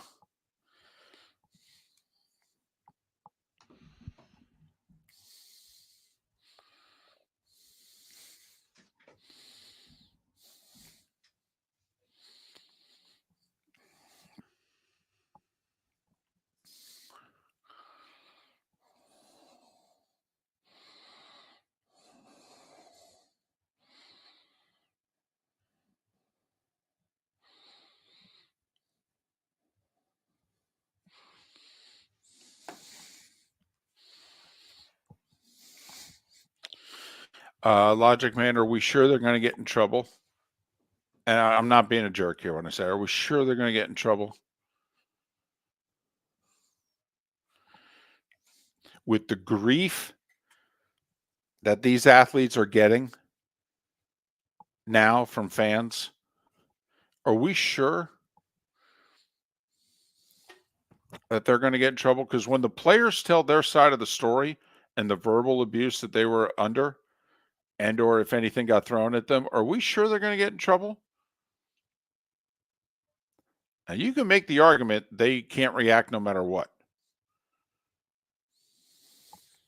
I think if fans throw anything or they try to get on the court or the field or what have you, that all bets are off. I mean, that's swinging first. But what if they're still in the stands, but they're yelling vile things? Is a player allowed to punch someone? No. I don't think they are either.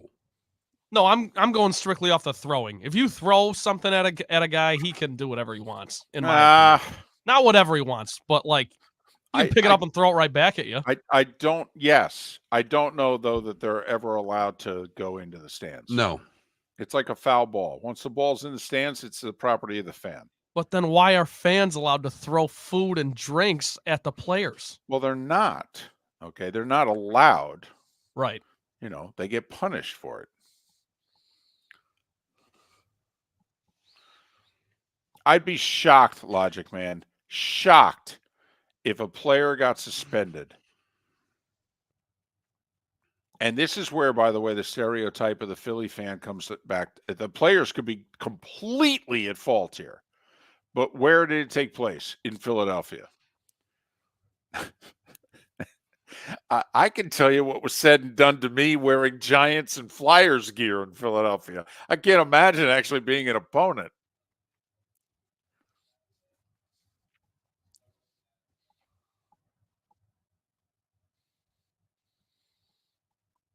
Every time the Eagles score, all I think of is Ed Svita, Joe's stats guy, going, hey, 8. Yeah, I was thinking it last night when Gabe Davis scores late, and he's doing as they take the lead, and it came back and bit him right in the tuchus. So when he did it, I went, no, you do it walking off the field. Especially not playing for that franchise. You don't do it in that moment. I love it. I do too, but you just got to know. By the way, how about Zay Flowers' 2 celebrations last night? They're pretty good. Choreographed, but still really good. Oh, he did the soccer one, right? Did the soccer one.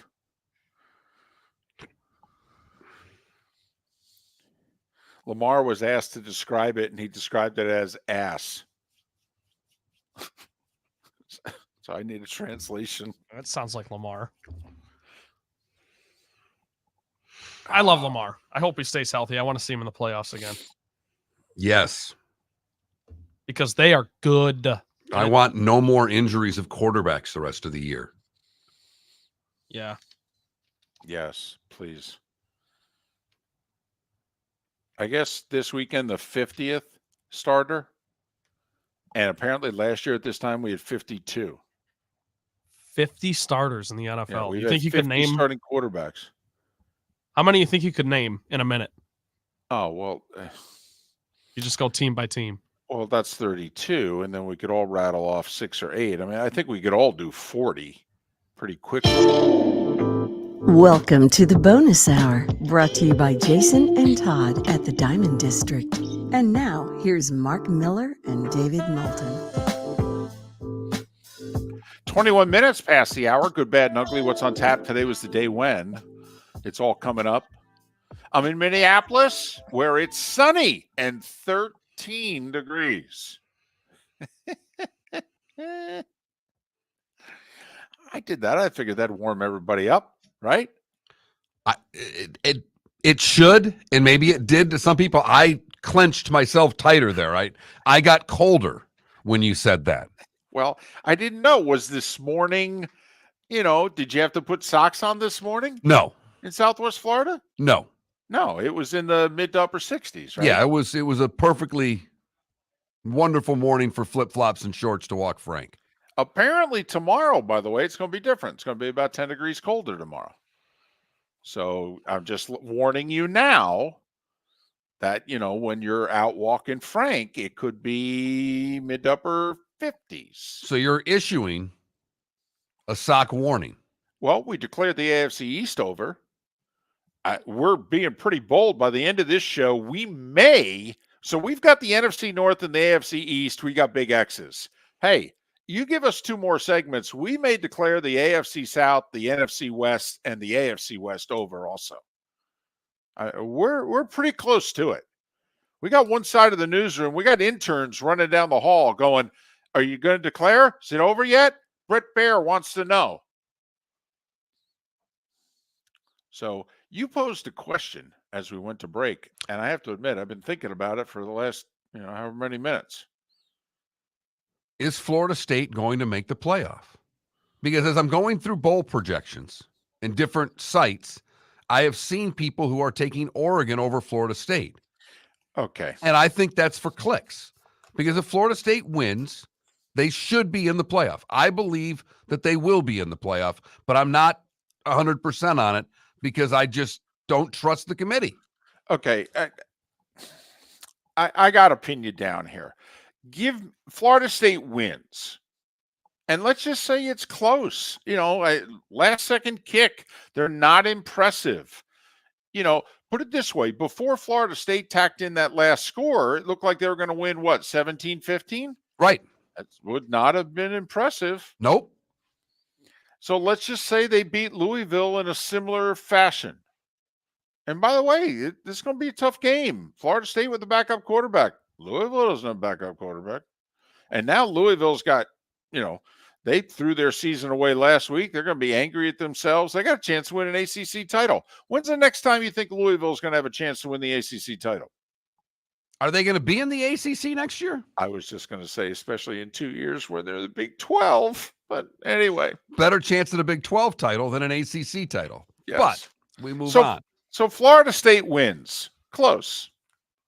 What's the line, by the way? It's got to be like under 5, right? Backup quarterback. I thought it was right at 5. Okay, because I was going to guess 4.5. I haven't seen – the only line I've seen is Georgia, Alabama opened at 5. I've already maxed out 2 credit cards on Georgia. 3. Florida State is a 3-point favorite. Okay, Florida State wins a close one, 23-21. Give me a realistic scenario where Florida State doesn't make it. Alabama beats Georgia. Okay.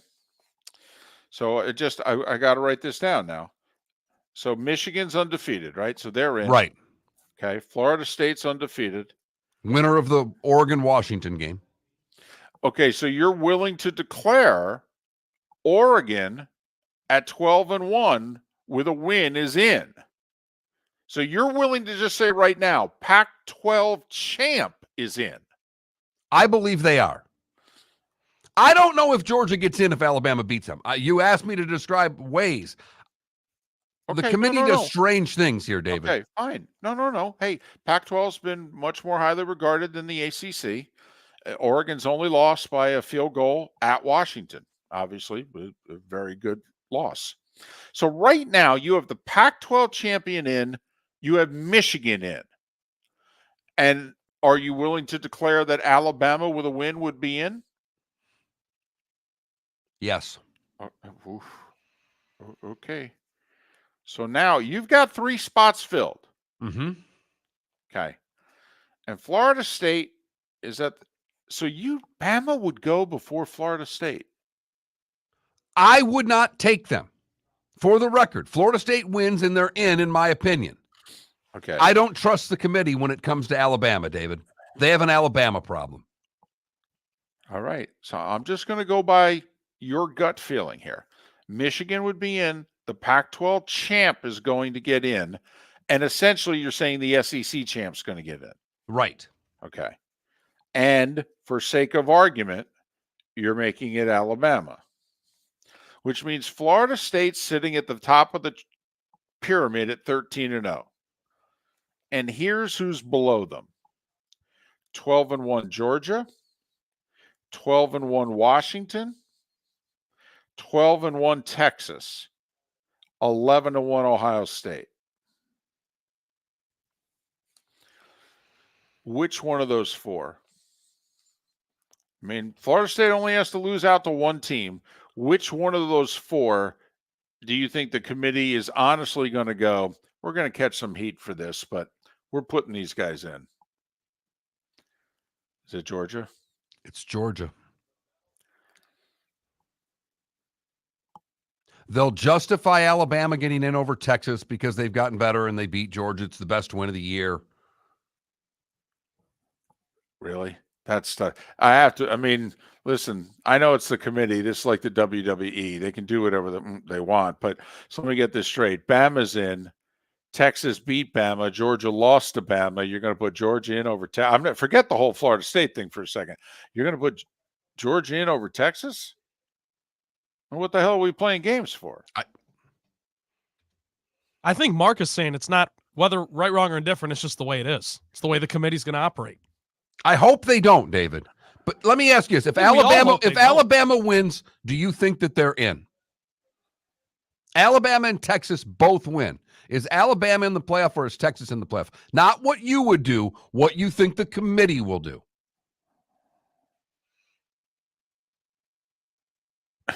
Okay. See, this is where I'm wondering, does Oregon get screwed?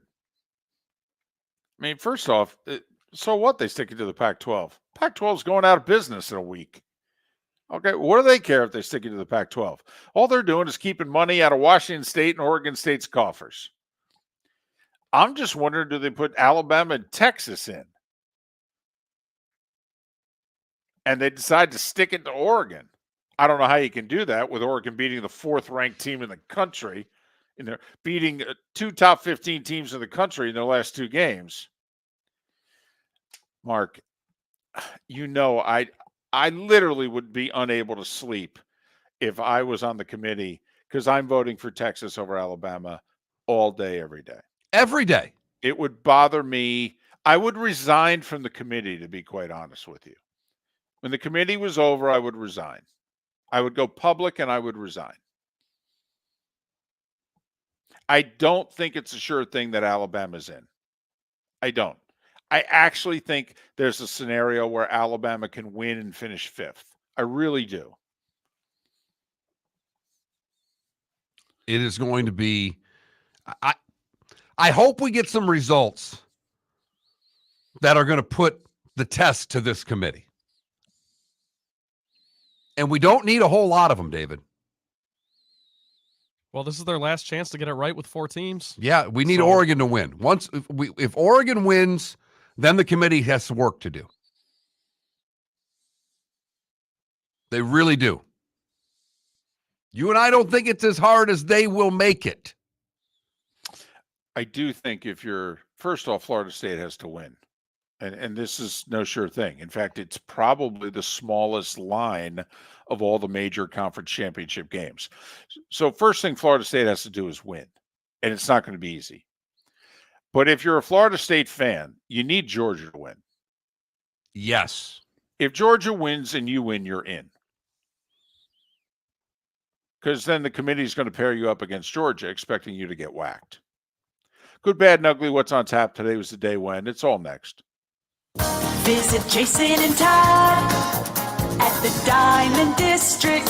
When choosing something of high value and personal significance, such as a diamond, You want to shop with the best, and the mall is not the place to be.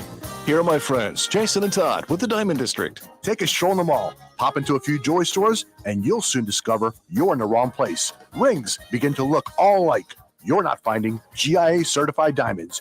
You quickly realize you know more than a salesperson helping you, and all the same financing gets pushed on you. Visit Jason and me, and you'll find America's top bridal designers dealing exclusively with the Diamond District. You'll find the largest selection of GIA certified diamonds, all priced 8 to 10% over cost. You'll find educated sales consultants who have many years' experience and are not paid commissions. And you'll find Todd and me in the store nearly every day, wanting to shake your hand and welcome you to our Diamond District family. Visit Jason and Todd at the Diamond District. The law firm of Michael F. Hornung specializes in criminal defense, DUI, personal injury, nursing home claims, and auto accidents. I'm a former prosecutor with over 34 years of experience. The information I know is information you need to know. If you've been arrested for a DUI, time is of the essence to maintain your driving privileges. Call the law firm of Michael F. Hornung for a free consultation. At the law firm of Michael F. Hornung, we are committed to excellence in your representation.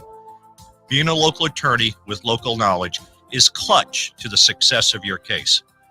For over 30 years, we have successfully represented the citizens of Southwest Florida. For a free consultation, call 239-437-0095. That's 239-437-0095. Our offices are conveniently located in Fort Myers. Visit online at mfh-law.com. You are listening to Miller and Moulton on the Florida Sports Network.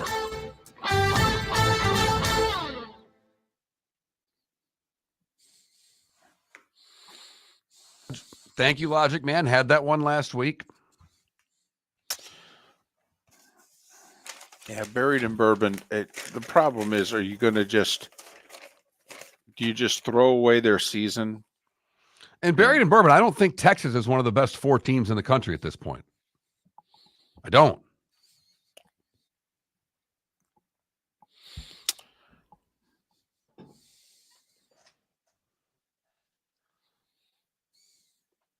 Buried in bourbon, I think this is a little of your bias that more than anything, you don't want Florida State in the playoff as a Florida fan. I'm sorry. I've listened to all you Florida fans say the only team you want to beat is Florida State. So I do think that there is a little of that there.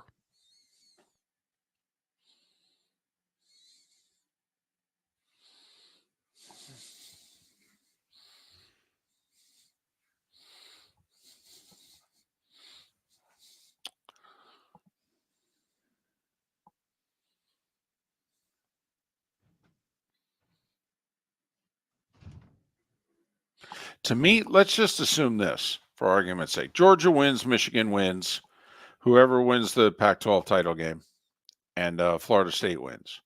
If Washington wins the Pac-12 title game, I think Washington's the 3, Florida State's the 4. But what if Oregon wins? And they're a big favorite. I mean, I'm shocked at the line, by the way. They're a 9.5 point favorite over Washington.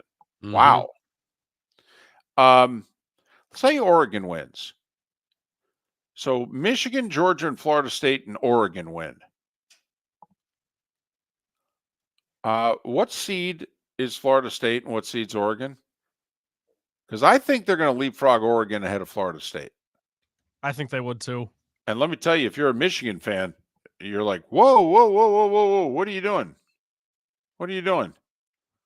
Because obviously everybody wants to play Florida State. They're down to their backup quarterback. And everybody thinks they'll be the 4th best team in the playoff. So, yeah, they got that break last year, though, when everyone thought that Ohio State could be the 3 and TCU could be the 4. They got TCU, and they thought they'd cruise. No, I know. But once again, this is a TV show. Yes. Okay. To that point, I also think they factor in the injury more than they'll never admit it, but they absolutely factor in the Travis deal. Like, well, you can say we'll put them in. But my point is, Trent, if you were to take the committee, pull them aside and go, you could have one team. It's Georgia, Michigan, Oregon, Florida State. Guarantee one team in the final. Who would it be? Michigan. Damn right. Yeah. Well, what's the best way to put Michigan in the final? Give them Florida State. Thank you. Yeah, you're exactly right. And let me tell you, if I'm Georgia, I'm like, hold on a second. I'm getting Oregon? So this is why maybe they'll just leave them out. It's crazy to say, but maybe they will. Maybe they'll just put Oregon in there. All I'm saying is if they win a really tight one, all bets are off, David. Yes, they are.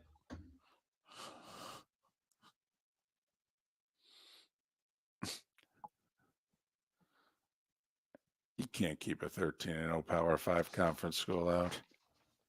The committee has to be rooting for Louisville, right? Oh, there's no doubt the committee Just make their jobs easier. There's no doubt the committee is rooting for Louisville.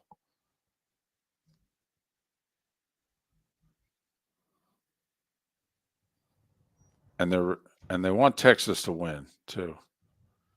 They want to be able to have the possibility of they want Georgia, Oregon, Texas to win and Florida State to lose.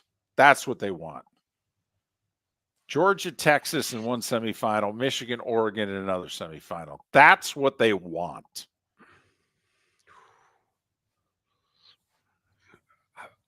I wouldn't say no.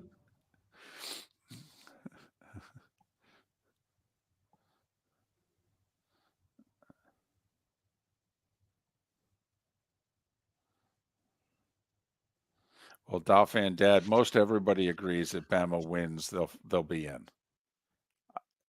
I'm the one guy that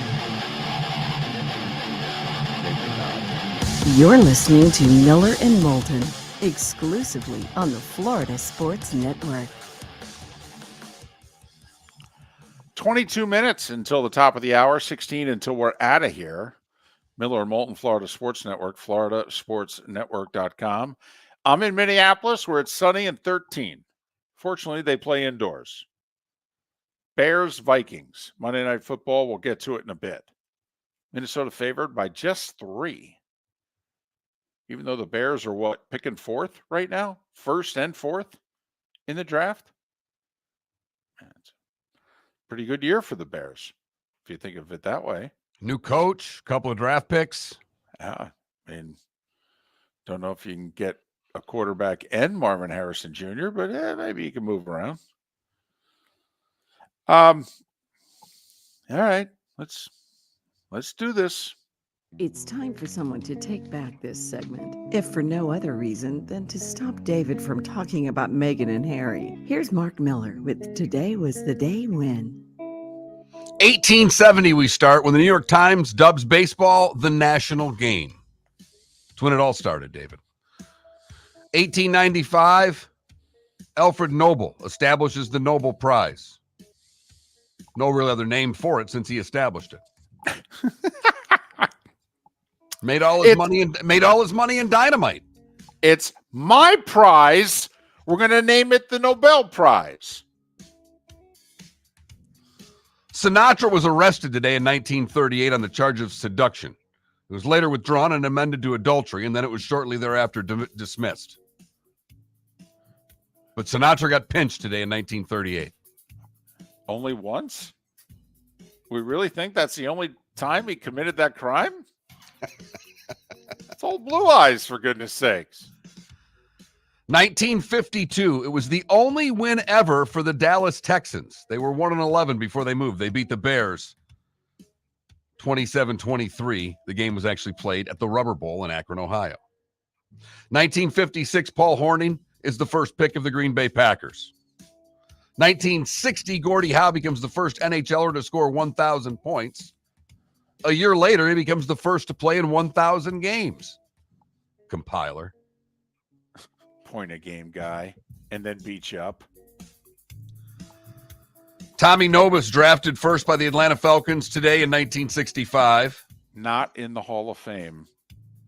Should be. Highest scoring NFL game ever was played today in 1966. The Washington Redskins beat your Giants 72-41. to 41. George Harrison's triple album, All Things Must Pass, was released today. It becomes the highest selling release of any of the Beatles, going 6 times platinum. Today in 73, the Senate confirms Gerald Ford to be vice president by a 92-3 vote. Could you imagine the Senate voting 92-3 on anything these days? No, they couldn't vote 92-3 that today was Monday. Today in 2013, Tiger is named the PGA Tour's Player of the Year for the 11th time, and Frozen is released. And for you, David, today in 2017, Prince Harry and Meghan announced their engagement. Well, that's worked out well for everyone, hasn't it? Bruce Lee, Jimi Hendrix, and my old broadcast partner, the late Ken Schinkel, all born today. Bill Nye, 68. Ken O'Brien is 63. Robin Givens is 59. Nick Van Exel is 52. Martine Gramatica is 48. And Jimmy Rollins is 45. What did I miss, David? God, I love Jimmy Rollins. I know you did. Isn't it amazing how many Philly athletes that I love? And I'm a New York sports fan. Schmidt, Rollins, that safety, Dawkins for the Eagles. Love how the Flyers played. Anyway, it led to Dianne Feinstein's prominence. Today was the day that George Moscone and Harvey Milk were murdered 45 years ago today in San Francisco, 1978. And this caused a bit of outrage 18 years ago when really it's just capitalism at work. Mark, it was 18 years ago today that Steven Tyler and Joe Perry of Aerosmith and rapper 50 Cent made $10 million to play a bar mitzvah.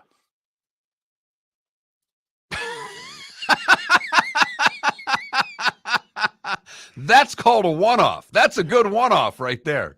Elizabeth Brooks was 13. Dad had the money. Made a couple phone calls. One act for dad, one act for the kid, apparently. Yeah. So there you go. So, oh, by the way, you know who else was there? Kenny G. That right there is the ugliest human I've ever seen in person.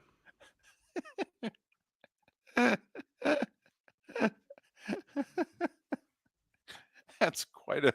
I was in a room with the most beautiful people in the world.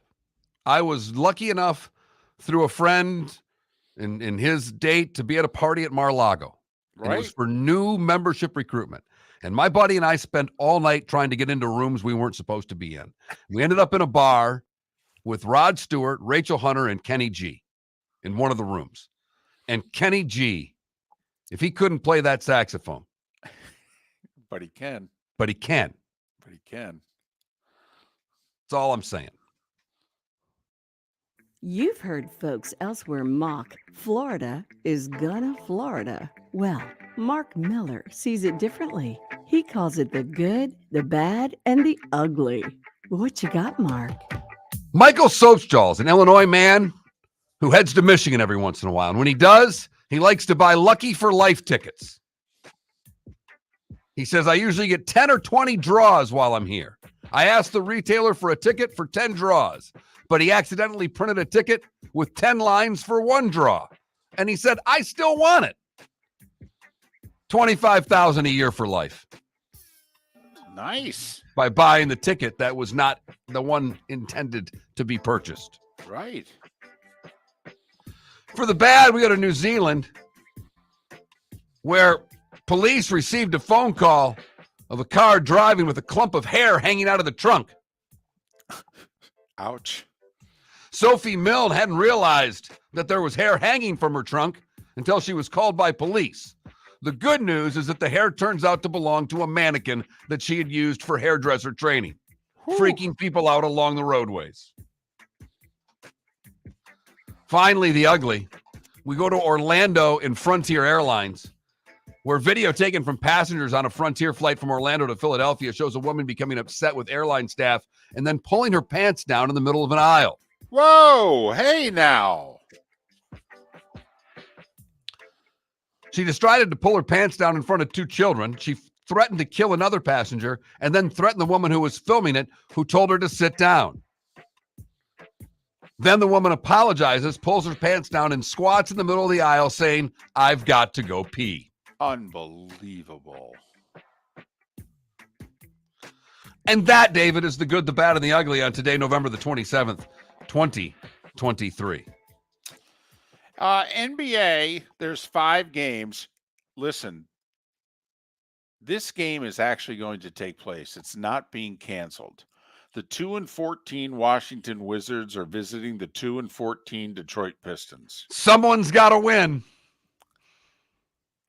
There are no ties in the NBA, but boy, if there ever could be. They're tied for the worst record in the league. Detroit's a 2.5-point favorite at home. I wonder when Detroit will be favored in a game again. It's a great question. There's an NBA TV doubleheader. LeBron and the Lakers against Embiid and the Sixers at 7. Anybody notice that LeBron and the Lakers made sure that on this road trip they went into Cleveland and won? You don't think LeBron looked around at the end of the room and said, listen, there's a lot of games we can lose on this trip. I can't lose in Ohio. Okay? And Anthony Davis scored 32 points and 23 rebounds. It's a massive game for AD. By the way, 10:30 tonight, Nuggets and Clippers. NHL, both Panthers and Lightning in action. Florida's in Ottawa at 7. And Lightning are in Colorado. It's just 2 years ago. They skated for Lord Stanley, these two. 9 o'clock, Lightning and Avs.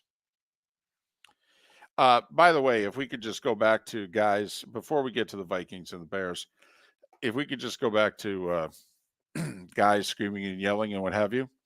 So, true story, I land Saturday night late in Jacksonville. It was a 10:30 flight, so, short flight, but it's 11:30. And it's a rather long walk. They've got construction at the airport. It's a long walk, and there's a whole bunch of us, and they feed us into a narrow corridor. And there are 3 people there. A woman in a wheelchair, it looks like a security guy, and a rather big man. And they are blocking the corridor. And I'm at the front of the pack, and we're all walking fast. It's late. We're tired. And so I see them blocking it, and I say, hey, excuse us. We're coming through. They all turn, look at us. No one moves. And I'm walking right towards the big guy. And I go, hey, help us out here. Okay. Nothing.